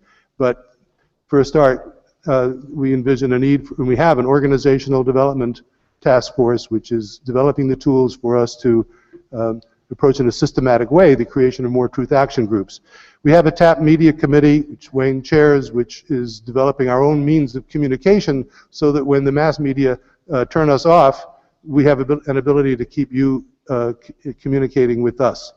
We need a truth action, an assisting truth-friendly media task force, which I hope that some of the media folks attending here today will help us with, because certainly we want to assist you, we want to help you, because the long-term solution is that we need an independent, truth-friendly media. I don't think that we can succeed if we rely upon a captive media. You could almost stop everything else, but we need to have a truth-friendly media, and we actually have it. That's the amazing thing about this paradigm, this time we live in, that in many respects we have the freest and most independent media the world has ever seen on the internet. But we don't have it in our mass media. So we need to develop strategies to further accelerate the move from the one to the other, and we can do that. We need to have a task force to finish the job of educating the American people, even though the statistics I cited before show that quite a few people already know. We need to delve into the propaganda techniques that are used against us and find ways to counter them, and then to disseminate that kind of knowledge through the grassroots organizations. The best example is the one that I just gave. We have 50 million people perhaps who have seen Loose Change, and very few of them think that they have the power to change us. In a sense, we all feel isolated and alone in that. That's the result of a psychological operation. Finally, we need to build up some financial capability in this organization, and we need to plan the rather complex process of political action. What's not up here, because we'll talk about it tomorrow, but probably we should bring it up right now. Perhaps more important than any of these things, we need to be the grassroots network of support for the lawyers who have to really help us develop the strategy that allows us to pursue a disciplined, coherent approach at the national level, using the courts and reinforcing their efforts. So why, in spite of all this, if it's not clear, why do we need to organize by local cells? Because basically that's what we're talking about when we talk about truth action groups. It's only by word of mouth at the local level, using our primary relationships, that we will ever be able to really grow this movement to the size that it needs to be. If each of us got one new person to join a local group each month, we would be up at 200 or 300 million people in something less than 3 years.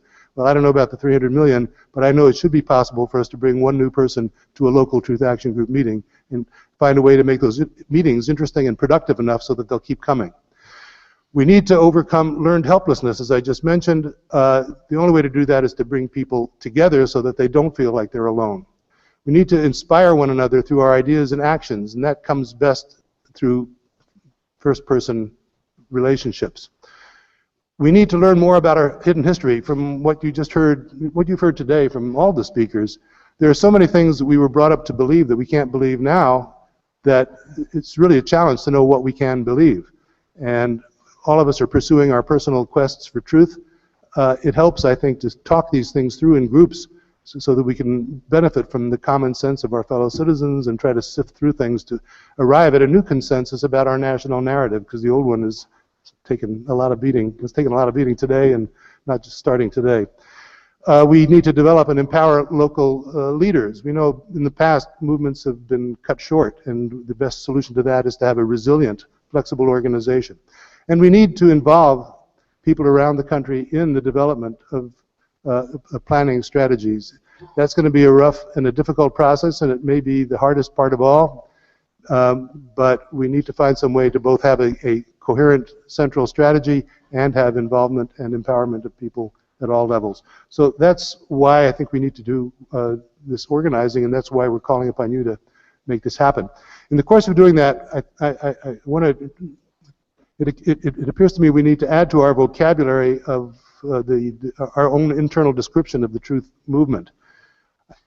For myself, when I think about my involvement over the last few years trying to catch up to the knowledge we have about 9/11, thanks to Richard and so many other independent researchers, I think of it as a personal quest for truth, awareness, knowledge. It's a quest for what evidence can we believe, what can we count on. But if we're to rise to the challenge that Danny Sheehan just gave us, that it's going to be the population, it's going to be the American people that make this possible, or it won't happen. Then we have to start thinking a little bit, we have to fill in some of the major gaps in our political science. I heard someone talking about how we need to have a new constitutional convention. I say let's first try to implement the one that we have. And that involves citizenship. The Founding Fathers assumed that we would be citizens, so we need to start thinking like organizers and like managers of a complex organization. How can we build these tags? How can we strengthen? How can we make small groups function well so that you get the benefits of group participation without the drawbacks? How can we apply the communication skills which have been developed by our psychologists, and we have many psychologists involved in the movement now? How can we involve them in applying that so that we communicate effectively and we don't degenerate into shouting matches, and we don't deliver messages which, however true, end up getting taken the wrong way? And how can we apply results-oriented political skills? Because it's very easy to get into the political process and have negative or even counterproductive results. So these are all the things that we hope that our structure of task forces and local committees can bring about. So the next steps are, when you go home tonight, I hope that you will join TAP through our Facebook or website page. And I hope, start even before you get home, that you will join us in accepting Danny Sheehan's challenge, and that we form groups before we leave here. Certainly for all of you in the metropolitan area, we will have a process which Sandra will describe a little further on about so that before you leave here, we can break down by congressional district groups or by regional groups, and then have you go home with a commitment to form local meetings in your area, and also to come back and meet at the metropolitan level and create a level of participation that New York City has never shown before. And after all, where should this begin and where should this really take root, if not in New York City, given the events that we have been talking about today? So, and then the challenge after that, and this is where it rests with all of you listening and all of you participating here today, can we build local communities of truth in our community, in our local areas, to carry this forward? Because if we're waiting for a group of leaders in some central place to do it, we might be waiting in vain. So with that, I'm going to conclude my remarks, and I want to introduce the president of the 9/11 Truth Action Project, Wayne Costi. Wayne is an engineer. He's an electrical engineer. He's also an expert in the economics of the power industry, a not totally unrelated subject, although a little bit, but not totally. Wayne is a veteran activist. He has served on the Architects and Engineers for 9/11 Truth Board. He is a peace activist. He got involved in this after the Iraq War, and he is a very inspiring person to work with, and I'm very honored to be working with him in this endeavor. So, Wayne?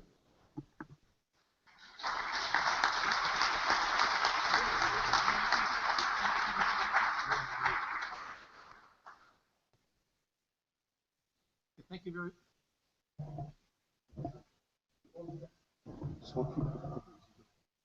Oh, this one? Okay. So, thank you very much. I want to touch base on how we are attempting to reach out. I want to talk a little bit about the nuts and bolts for building a movement. I also wanted to add that as an electrical engineer, people say, well, what do you know about buildings? Well, what I was taught when I went to school was that the laws of physics applied every day. They didn't take a day off every day. And so there's an awful lot that flows from that. So with that, I want to talk a little bit about the media projects.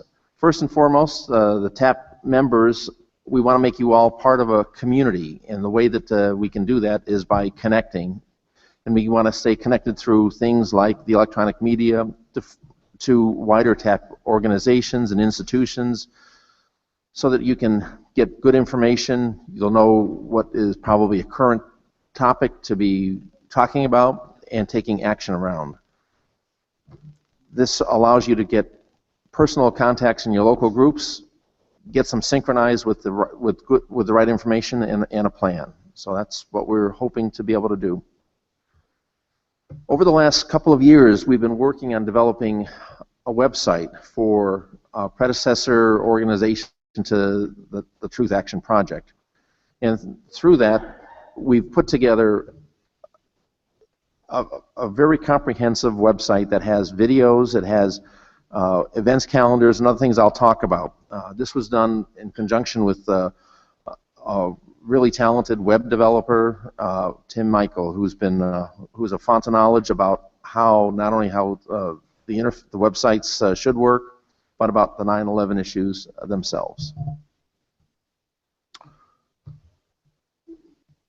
One of the things that we have is an events calendar.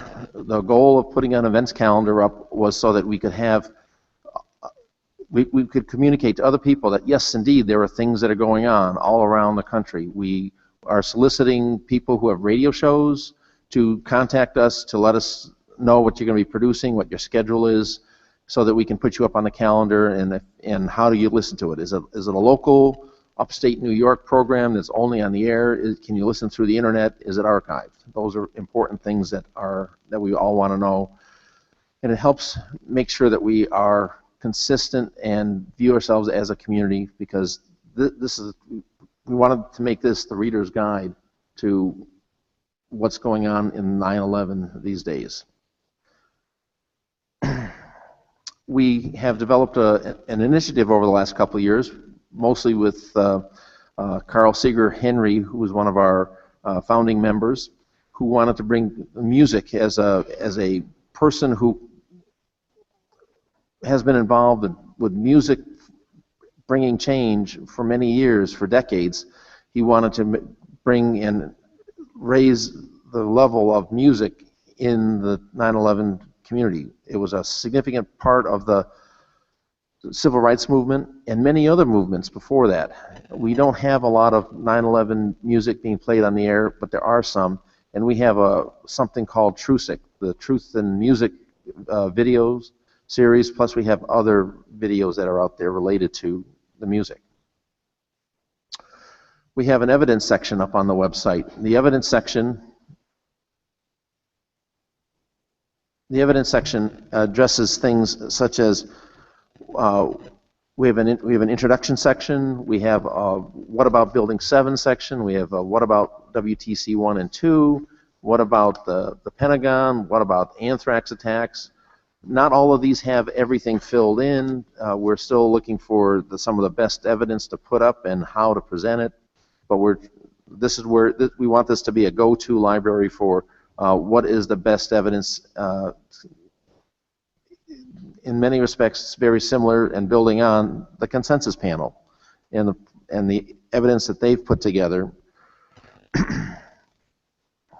We have developed forums for internal dialogue so that what you're able to do is take a topic and talk with others in a closed forum at the moment about how you want to strategize about talking about an issue, how you want to talk about the upcoming legal strategies, for example, how you want to interface with that, how you want to talk about promoting the new psychologist video that's just come out.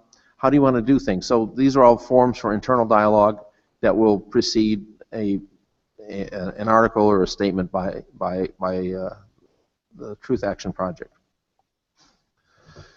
Social media is another way that we're attempting to reach out. Everyone knows that Facebook is one of the largest ways to get messages out, with over 1 billion people using Facebook. It's just incredible. We have a 9/11 Truth Action project page also.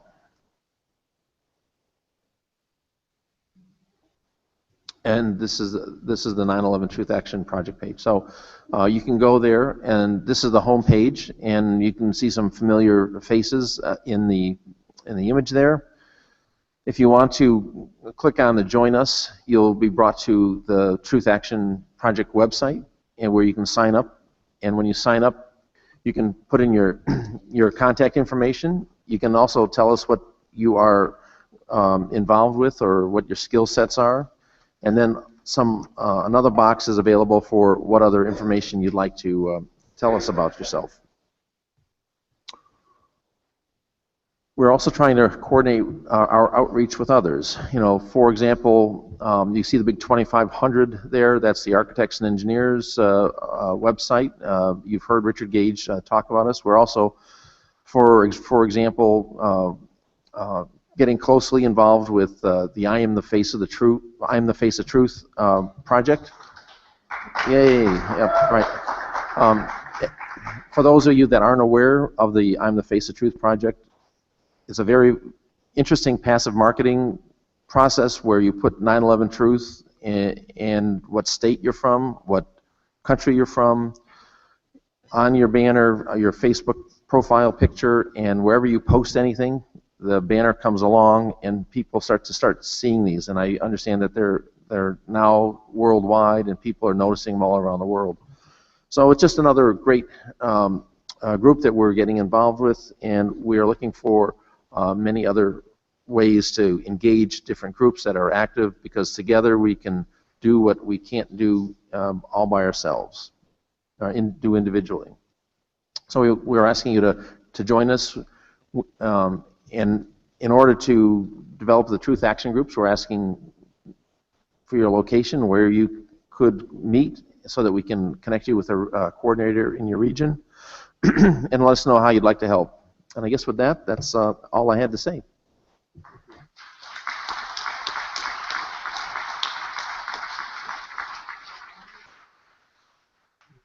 I'm very glad to build up on the work that Wayne is doing. I'm very glad, thank you. I'm very glad that we're building on the work that Wayne and Tim Michael have been doing on that website. Oops. Where? There we go.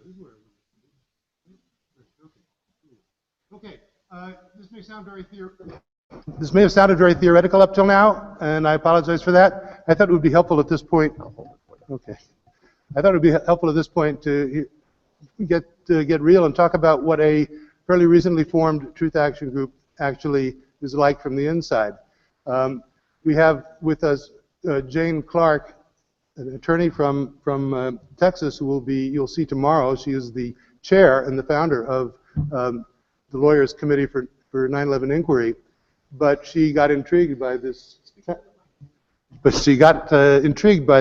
Whole tap business, so she just decided to go out and form a Truth Action project, a Truth Action group in her hometown of Grand Prairie, Texas. So, Jane, could you tell us a little bit about what your experience has been like with this group? Besides doing the lawyer group, I also have a local action group. And what we're not big right now, but we have about 4 or 5 guys and a couple of girls. And we decided, okay, what can we do to reach out to the community? And of course, we're teaching each other all the time. But what we're doing is going to Chamber of Commerce's, we're going to Lions Clubs, we're going to different places. There's a million different social groups that are in a community. Maybe down south where I'm from, we got more, but I'm sure you have plenty here too.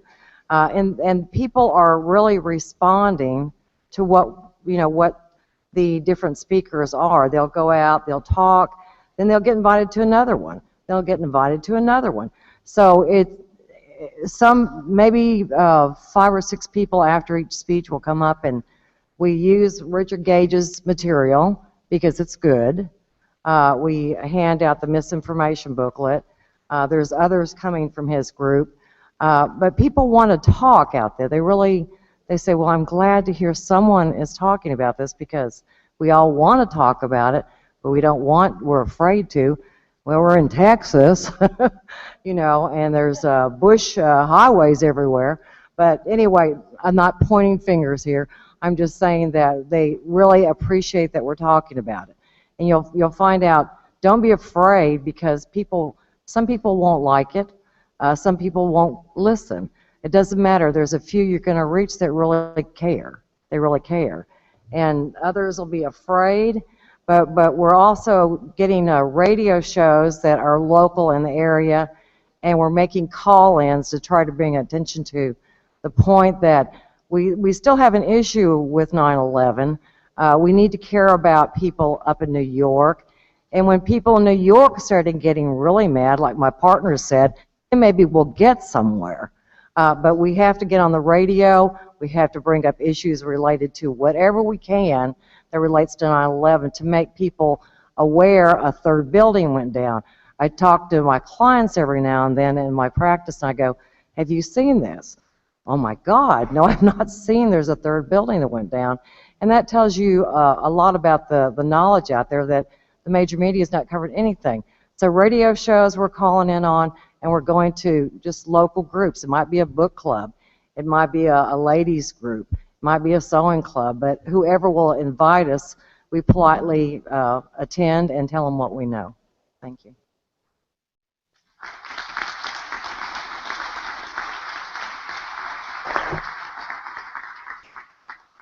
Thanks very much, David.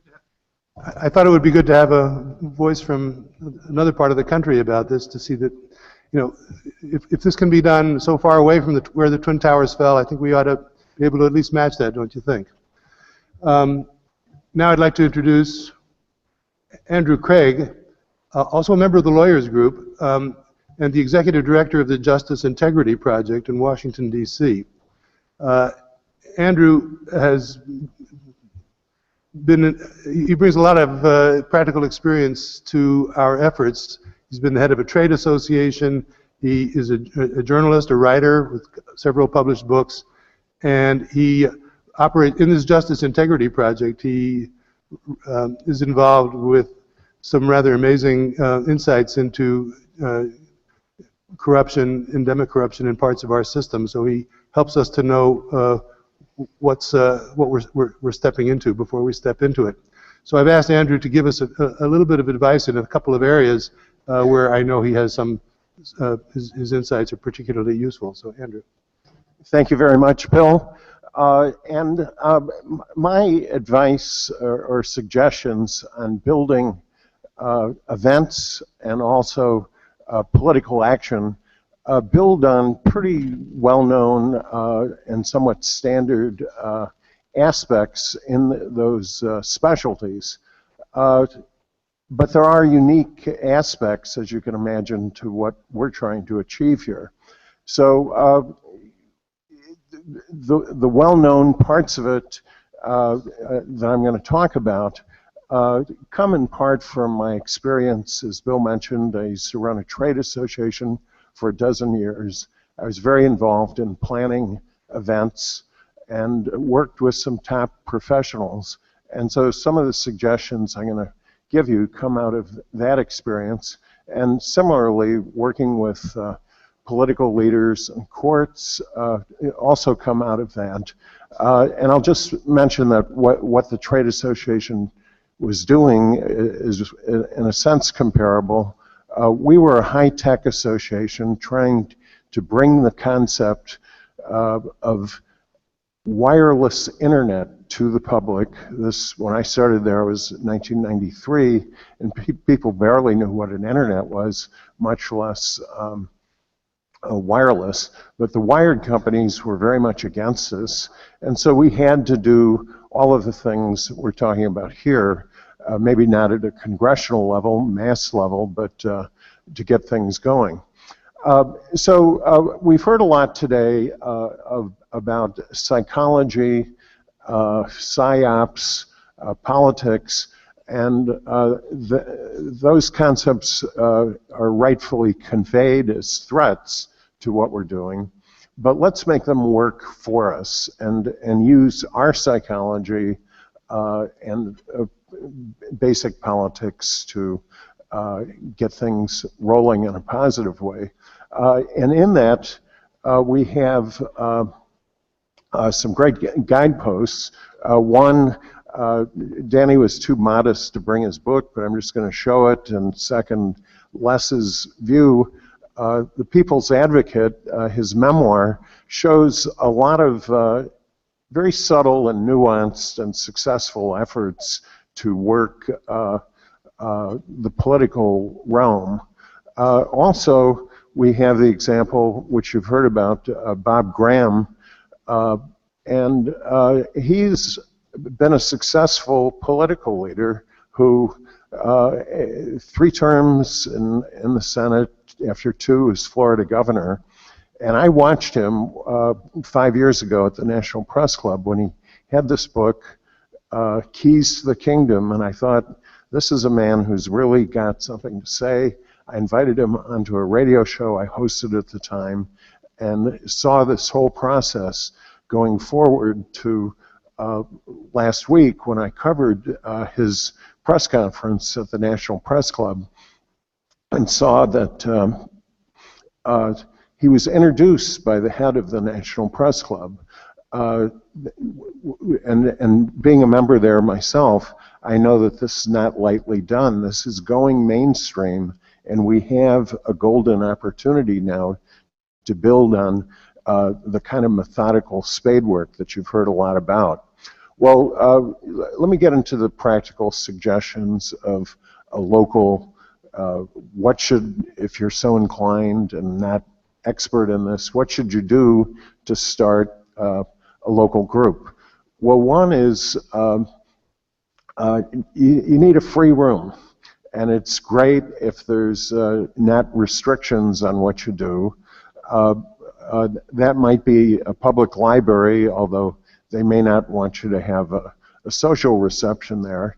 But think about what organizations you belong to, civic, professional, or whatever, where you can get a free room.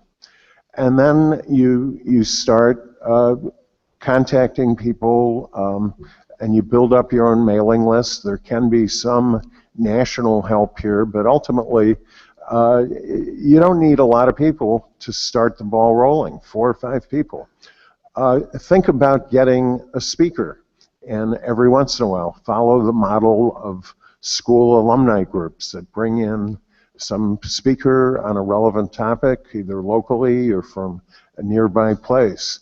Have some time for sociability, so you're building a community. Here's another thing. If you have a meeting, particularly if you have a guest speaker, and there's lots of authors of books and movies about this that might be willing to travel. If you have a guest speaker, then you can start getting some news coverage.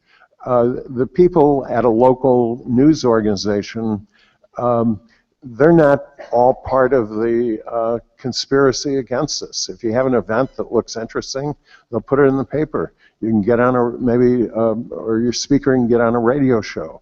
And we're mainstreaming the whole thing and building. Let's move now to the concept of meeting political leaders. There's often a view, 2 misconceptions I'd like to address. One is that you have to meet the top person. Actually, I would advise against that. I think what you want to do is meet a staffer for, let's say, your member of Congress.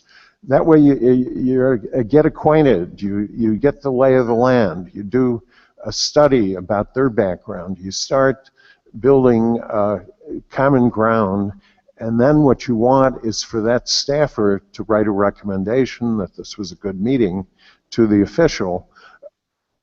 And it's going to be a lot easier to get a meeting with a staff member than with the member themselves. Another misconception that I strongly disabuse is to spend most of the time talking about what we have here. You cannot condense it. You need to condense it or attempt to condense it on a one-page sheet that ends with asking them to do something. But most of your time is not going to be ideally trying to summarize what we've all seen here. Because I've been in Washington 25 years now. I know many staffers, as well as members and so forth. That gets you nowhere. You want to spend 1/3 of your time talking about the background. The other time is spent, what are their objections? What do they need from you or us to get to the next level, to overcome the opposition? Individuals and our moral concerns, our desire for justice, I'm sorry to say it, does not cut it. They need the political sales job. What are we asking them to do, and who's with us? What organizations do we have? Now, two very last things about that, I'll say, is that since I left the nonprofit and business world and got into back into my first career of investigative reporting and wrote this book, Presidential Puppetry, following the lead of many of the people here, I've learned that virtually every area you can imagine, politics, the courts, the media, academia, is filled with people who are gatekeepers, moles or whatever, who have an incentive to kill something at a certain level. Many of them, including most of our leading presidential candidates, have been recruited secretly early on, helped in their career to become prominent. And that's the kind of reason that the otherwise inexplicable obstacles that we face from someone like President Obama. So if we know these hidden incentives, that should not deter us. We should try to think in each situation what they might be and how to overcome them. And again, part of that is we're all members of many different groups. We have to bring our groups in, whether it's a religious, professional, or other type of organization. Join the speakers committee.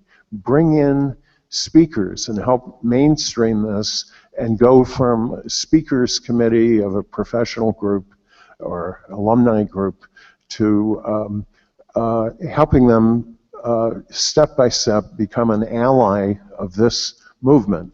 And with that, I think our next speaker is a world-class expert in this, Danny Sheehan.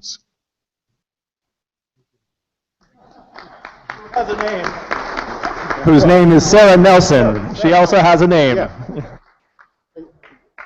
Andrew was just waiting for me to It's all here. I didn't want to take away from it. Andrew was just was expecting me to make the introduction. Yes, I've just had the pleasure of meeting Sarah and starting to talk about our efforts. You've heard Danny refer to the importance of the work that Sarah has been doing. So with no further ado, I'd like to ask Sarah to just offer her comments on what she's heard, some advice, and we hope that we'll be getting more of that advice in the future as we go forward. Sarah? Push and hold. Forever. Hold it forever with my finger? Yeah. Okay. Okay, thanks. Okay, thanks. This is, I think I want to start out by saying how much I appreciate all the work that all of you have done on behalf of all of us, of all Americans and people in the world, because this is a project, this is an endeavor that affects everyone in the world, everyone. Because we live in the empire. We live in the most powerful civilization that has ever lived, probably, as far as we know. And this is a very, very, very serious thing that has happened. And everyone's work and everyone's sacrifice and everyone's commitment to finding out the truth is something being done on behalf of everyone. And I really, really, really appreciate your work.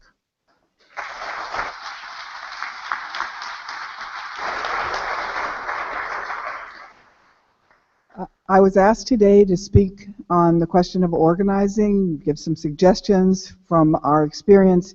As you know from other things that have been said today, I'm going to just point out a couple, make comments about a couple of our projects. One was the Karen Silkwood project, and the other was Iran-Contra, because they both have information that's helpful in terms of organizing.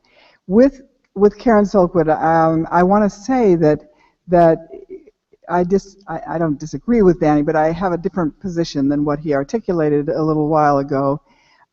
That there's hope. There's always hope. It's not that the entire government and every single elected person and all the media and all this is that there are no people there for us to work with. That's just not true. And when we did Silkwood, it started out as an effort by people to get a congressional investigation. And it actually started with the National Organization for Women and all of our chapters all over the country on women's the Women Against Violence Against Women's Day. That on that day we had stacks of blank pieces of paper on our tables, and they were having actions all over the country on that day. And people were asked to write a letter to their congressperson, and all the names and addresses were listed there of the congresspeople for that area, to write a letter saying they wanted a congressional investigation into what happened to Karen Silkwood, how she got contaminated, how her house got contaminated with plutonium, how she was run off the road, where did all of her documents disappear from the car, these very basic questions. And letters were pouring in from all over the country to congresspeople, and they were kind of befuddled by the whole thing. There were so many letters. And we ended up by having people working in the Congress. We had allies from the Environmental Policy Institute that were actually working with congresspeople. Then we had the feminists, the women all over the country sending pressure and sending the letters. And then we had the anti-nuke movement doing the same thing. So at that juncture, there were really 3 groups involved, and we did get 3 networks, and we did get congressional investigations. And then we expanded to more networks. We had the Oil, Chemical, and Atomic Workers Union, which Karen Silkwood was a member of. We had the Catholic Justice Center, the Quixote Center, and we had the Fund for Constitutional Government. So these networks joined for their own reasons in the effort to find out what happened to her. The ACLU was on because of the violations of her civil rights. So each one of these networks had their own reason, and so when we gave them information to send out through their networks, it would be tailored for them. So if we gave something to the ACLU, it was all about new discoveries in terms of the civil liberties. When we gave something to the feminists, which I was constantly doing, it had to do with her work as a labor union leader on health and safety at the plant, at the plutonium plant, because she was trying to educate people, the working folks, about what was happening to them. They had no idea they were dealing with something that would give them cancer. When we gave information to the Environmental Policy Institute, it had to do with environmental questions around the plant. So this kind of giving information to the networks that is relevant to what their concerns are is one tactic that has worked very well for us. But we did get 2 congressional investigations, and when you're going for a congressional investigation, it's really important who the chairperson is going to be. We were fortunate. It was Congressman Dingell, and he is a tough character, and he went after the truth, and he had an investigator who was dynamite. That's the other piece of it. If you get a congressional investigation, you want a really good investigator. And Pete Stockton was that kind of person. And so a lot of really important information was uncovered and exposed in 2 hearings. But at that point, and we were on the front page of Time magazine because of some of the stuff that was uncovered in that investigation. But my point is that we knew, after, even though a lot had been done, that we were not going to get to the answers to some of these really fundamental questions. Who killed her? Where did her documents go? So we, had a meeting with the FBI office and the Attorney General's office to say, look, it's been over a year. You all haven't done anything about this, and we basically went out of the office saying this is a cover-up. And so then we went and we started looking for an attorney, and that's when Danny and I met, and we've been working together ever since. And then he agreed to file the case. But first there were these 2 congressional hearings and a whole congressional investigation. And it is possible, my experience is, if your intent is, I don't want to say pure, but I mean, if your intent is good and clear, and the spirit of what you're doing is for truth, it's for justice, it's for helping the people understand what's going on, it's for getting correction to structural problems that need structural solutions. If that is your clear intention, we live in an interactive universe. We live in an interactive participatory universe, and you will get help. Not only horizontally, but interactively. It will come.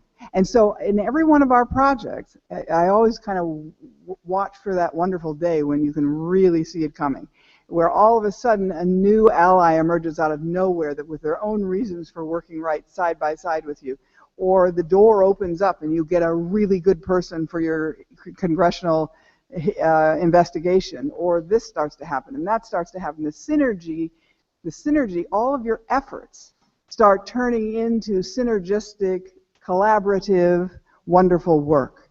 And I guarantee you it'll happen if you just keep trying and trying and trying to do the right thing. And so I would say that it's the question of intention is important, the question of clear goals, because for the people all over the country, and we had hundreds and hundreds of actions teams when we were doing Iran-Contra. We had a sort of a different set of, then we had almost all the major national religious organizations with us on Iran-Contra, because they were all, many of them had missionaries in Central America. They were very concerned about what was going on in Central America. And so they came on as endorsers of what we were doing, and we made videos in the Episcopal studios, we made videos in the Catholic studios. We did a lot of work. We briefed every single Methodist bishop in the country before they went to see their congresspeople on what was really going on in Iran-Contra. So there was a lot going on with that. But what I would say is that when we had hundreds of action teams around the country, we gave them clear information about the unfolding truth that was continuing, and it was focused on Iran-Contra. I think it's important to keep things with some clarity, so that, because if it gets all dispersed everywhere and you're sort of dealing with so many issues that the public is they have their families, they have their kids, they have their jobs, they have a lot to do. And they're trying to find a way to fit in and work with you when you're doing a national campaign, and they need some boundaries, or otherwise it gets just totally overwhelming. So I would recommend that it's the continuing unfolding truth of what happened in 9/11, because the architects and engineers have done a fabulous job of gathering evidence and putting it in very credible forms and documents and DVDs. But it is focused mainly on the buildings because they're architects and engineers. There's other areas that are not, that they don't deal with, that have to do with 9/11 and with facts that need to be shared with people. So there's that whole area. Then there's the possibility in terms of the education component of an organizing campaign to actually make videos in the same way that the architects and engineers did about the other aspects, or find the ones that have been made that are credible and well done. So it gives you more tools. Organizers always need educational tools because you can't always get a speaker. There's not always someone in town that is really articulate. But if you have a DVD or you have a video, you have a way of gathering people and showing them something that can educate them and get them activated. The other thing that I wanted to just suggest, I mean, I'm sure you're thinking about this, but for the other allies for this new project and this new movement, obviously the architects and engineers are logical allies. Now we do sometimes call it partners, sometimes allies, sometimes coalition. These are all different things. I mean, they have slightly different definitions. And so you want to decide what you want to do, if you just want a list of endorsers of other organizations, or if you want allies, or if you want partners. So, but obviously the family groups that Danny's talking about are critical. I think the ACLU at some point needs to be approached. There are I do, and there might be an authors group, because there's been so many authors that have written about this, or a researchers group. There could be a professors group. There could be intelligence officers that are very uncomfortable with this whole thing. There could be pilots, a pilots group, the firemen's group. So there could be opponents to the Patriot Act. I mean, there are people around the country that are very opposed to the Patriot Act that would be potential allies. So I guess what I'm saying is that you think about the people who already have a reason to be your ally. Then in terms of another point I want to make is, when you're organizing and you're taking these educational tools and you're making everything as credible as you can because you want to be a voice, a website, a voice, a network that the people trust, because that way it builds, and you will have more and more people involved because they know they can trust you. You're not going to give them some haywire stuff that they go out and they say, and then it makes them look ridiculous. They may run into people who disagree with them, but at least they will be speaking the truth when they go out. And so then they learn to trust the network, and they learn to trust the information. And it's right now you already have the petition, which is an organizing tool, because educating tools are one thing, organizing tools are another, and a petition is something you're asking somebody to do. And they can go and take it and get more people to sign it. And you could take these, and I think it's been done before, but you could do it again easily. You could take these DVDs in your communities to the cable stations and give them to them, because we did this a lot in Iran-Contra, and they are running, they need programming because they run out of programming and they have empty space. And so they'll run it over and over again whenever they have an opportunity and they need programming. So you could also compile, as I said earlier, the new evidence outside the issue of the buildings in a very, very credible way and distribute that. Because there's such a huge consciousness-raising process that will go with the organizing. You have a lot of tools to work with. So, and also I would recommend a couple of things. Make it intergenerational. Make it intergenerational. The young people today are working differently than we boomers have. I still believe in on-the-ground organizing, not just internet organizing, but you don't want to not do internet organizing because that's also effective. And the Facebook organizing is amazing, but these are different generations. It's intergenerational work is the best. And I also want to, again, in addition to thanking everyone, I just want to say that it turns out that it is true that the only thing for evil to prevail is if good people do nothing. That turns out to be true.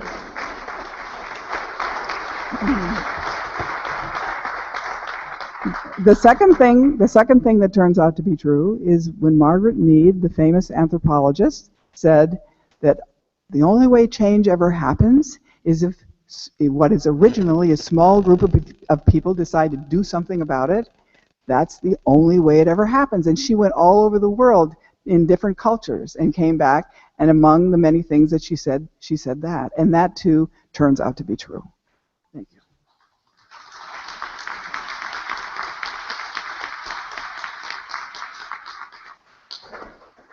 Good evening. I'm Sander Hicks. I'm the New York Regional Coordinator for the Truth Action Project. Thank you. All right. You want to hold my button for me?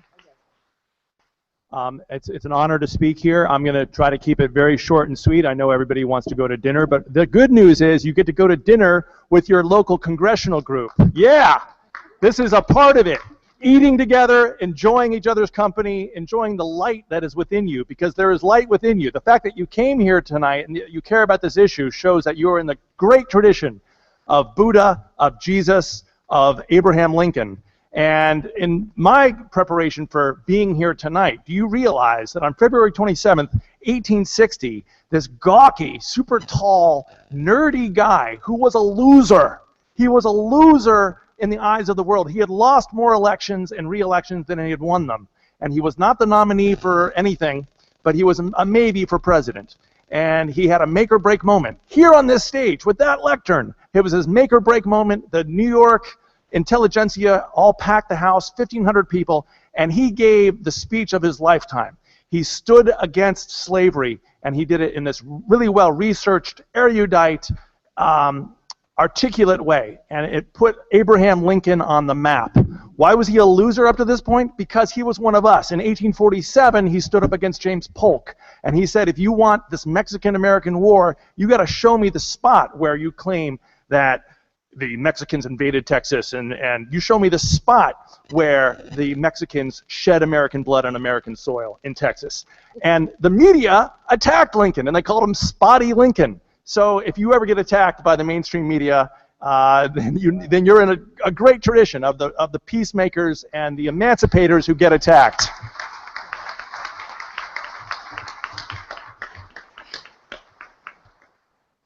So Abraham Lincoln is with us tonight. Thank you, Abraham, for showing up. Yes.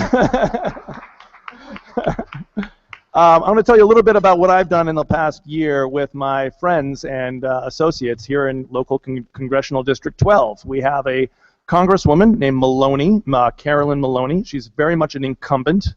She runs pretty much unopposed. This is a very Democratic town. She only had one challenger for the Democratic primary this year, but she should have had others. She spends about $1 million every 2 years to get reelected. It's an interesting number to know, and we'll talk about why that's important in just a minute. But we convened this time last year. We had a good meeting. It was about half this size. Our conference was half this size last year at West Park Presbyterian Church, Upper West Side. And here in local District 12, people like Eric Rossi and me and Deb Lee got together, and Deborah Stelabate got together, and we met in a Ukrainian restaurant, and we had a good fellowship and food, and we wrote a letter together to Carolyn Maloney, Representative Maloney, saying, we are your constituents, we want you to help release the 28 pages. There are already 4 New York Congress people who have taken this stand, and we want you to take this stand. And she never responded exactly the way that we wanted her to. Andrew's advice is very good. I think we made a lot of mistakes that we learned from. We wanted to meet with her. We didn't ask for a staffer. But anyway, we did talk to a lot of different staffers, and then eventually we got a letter that didn't actually ever respond to the 28 pages issue. It turns out Representative Maloney is a friend of Hillary Clinton's and just doesn't yet have the compulsion to address this issue. However, all of that has changed. It's 2016. This is the year of truth. This is the year of breakthroughs. Since last year, let me just remind you, we had 60 Minutes cover the 28 pages issue. We had the release of the 28 pages. And just on Friday, we had the passage in the House of the JASTA Act. New York Times says Obama might veto it, but vetoes can be overridden, as you know. So some people think, oh, it's never going to change. But I'm here to say, change is everywhere. Change is constant. Yes, yes. And the same kind of mentality that says it's never going to change said that about slavery. And then you had this gawky, geeky. He was so tall that when he got up to speak on this stage, people pitied him. They said, "Oh, he's so tall. I wish he wasn't so tall." And then he started speaking, and they were like, "Oh, okay, it's all right." So the same kind of mentality said, you know, "Oh, you'll never get slavery out of the USA. Slavery is in our bones. Slavery was at our foundation," you know. And then things changed, and yeah. Martin Luther King. People would tell Martin Luther King, "Oh, you'll never have civil rights. You'll never have equal rights for black people." And then things changed. They reached out to the churches. They reached out to religious groups, and they created broad coalitions from the grassroots up. And when you unite people around what they believe in, when you have a leaderless organization, an organization that maybe has nominal leaders, yes, but really what's uniting it is its culture, its values. That's when people become unstoppable. And they can go through solid steel. They can go through whatever barriers are there, because the barriers are not real. The barriers are just that mentality. And a mentality is amorphous. You know, you can't really show me a mentality. It's empty. Shunyata in the Zen school. You know, it's just a mentality, and it's an illusion. So this illusion that we have to remain addicted to the war on terror mentality, thank you, is just an illusion. That's right. Yes, thank you. So my job this year is to be the New York Regional Coordinator for TAP, and I'm going to do everything I can. I'm going to draw on my background as an author, but also as an activist. I've worked with We Are Change in Colorado and Hollywood and New York. Brian Kenny, one of the founding members of We Are Change, is here, and he's going to be working on this awesome memoir. We've done some video activism I urge you to look out for. Brian Kenny's starting a crowdfunding operation for his book project, so that's important. I've also got some slides. I'm getting the 1 minute signal, so let's see here. So we have committees of correspondence chosen for all New York congressional districts. That's what we want to create here today. We want to, Bill and I had dinner in an Indian restaurant last night, and we collated some packets in some very colorful folders, so we're prepared. We have good, well-written documents for you to use to help organize. We're going to ask for new volunteers to sign up for their state and regional committee. We're creating a new organization, and we've already scheduled in. We like scheduling. We like the organization of having, like, you know, Google Calendar. It sends you reminders and stuff, keeps your life together. We've already scheduled a follow-up meeting, right? So on Friday, September 23rd, we're going to have the first meeting in New York City of these committees of correspondence. So especially for people that are from the region here, we want you to sign up for the Truth Action Project. And we've even selected a location. This is one of our favorite restaurants in the East Village because it's cheap, and they let you have a big table, and there's, like, you know, plenty of opportunities to learn about the Ukrainian cause too. So it's the Ukrainian National Home Restaurant. It's technically called the Ukrainian East Village Restaurant, and that's where we're going to have this meeting in 2 weeks. And the purpose there is to plan metro organizing for the New York City, New York area. What's that? Oh, what time? Time for that meeting. Usually they start at 7 p.m. So I'm sorry we omitted that from the slides. Please put that in your notes. 7 p.m. Good question. Thank you. And then in 4 weeks, we're going to have our first meeting in the districts. And we urge you to, once you have your organization set up, we urge you to have a film or a speaker and plan this as a membership building event. And, you know, food and drink get people together. It worked for Jesus, you know, getting people together around food a lot. Food, very radical to feed people, you know, and it's fundamental. So it's one of the strategies that really works, food. So that's what we're finding, you know, fun. It's fun to get people together. It really ends the illusion of our isolation. You know, that's an illusion. The illusion that we have to only talk to each other on the internet and argue. You know, no. We're here, you know, I really admire Jane. Thank you, Jane. They got out and they talked to their local Lions Club. You know, the Lions, who knew? The Lions Club would let you speak there. And they did that, and that's great. That's the kind of thing I'm talking about here. Good. And then we have something planned for a local mass meeting in 6 weeks, also at the Ukrainian restaurant. And yeah, so I think that's probably it for my slides. And then what we're going to do is ask you to have this breakout session right now. We have signs that'll help organize us by region, by congressional district. I know it's getting closer to dinner time. There, the house lights are up. That's cool. But we really do want to take this from idea into practice now. Yeah. Very important announcement. I have somebody's glasses. If anybody. Les has got people's glasses. Lost glasses. Ah. Okay, good. Okay, I'll bring it to you. Okay, good. Also, folks, we have to leave this place spotless. Please pick up any trash. And there are many bins outside. Okay. And wait, don't move, everybody. Don't move. Do not move.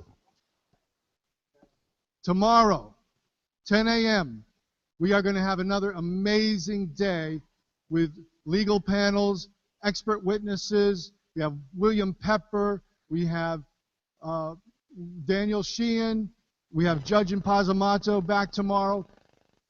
Everybody bring 5 people. Everybody go home and email everybody you know around the country. Send them to 911justice.org. 911justiceinfocus.org so they can live stream it. Seriously. You want to change the world, right? We can do it this weekend. This is part of the Okay. Thank you, Les. the actions that we can have. Okay. Thank you. Okay. Okay.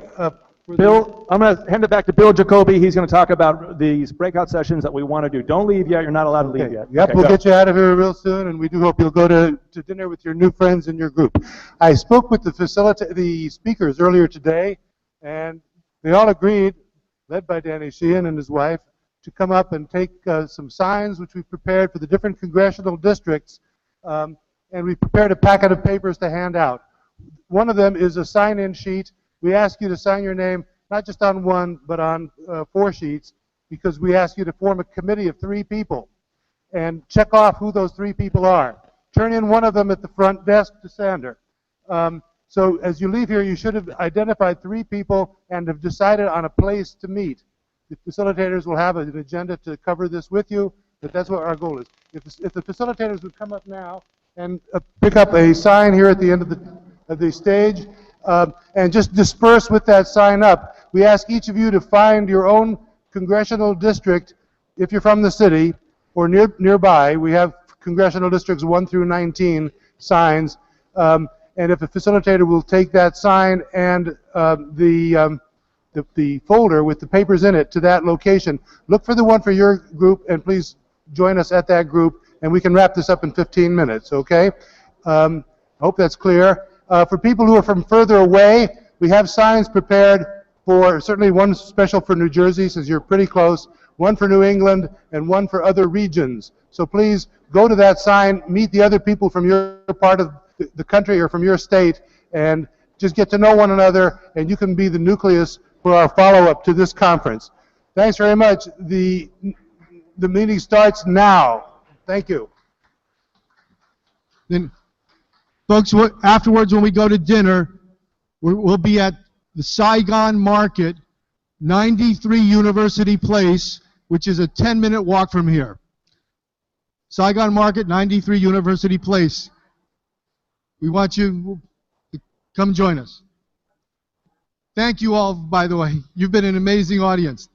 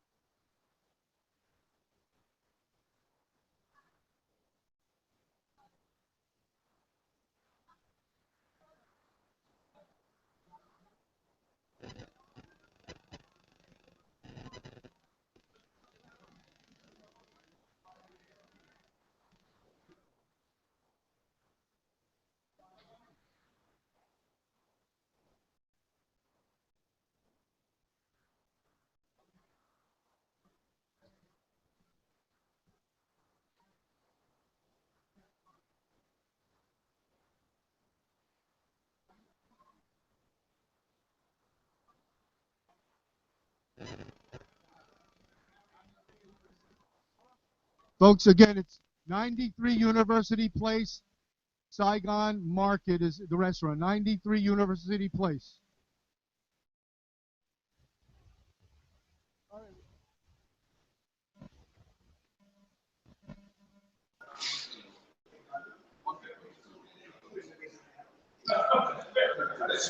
Hello. Hey guys. What's your name? Bill and Roy. Bill and Roy. Awesome. Oh, I'm trying to record this. Hold on. Sorry about that, guys.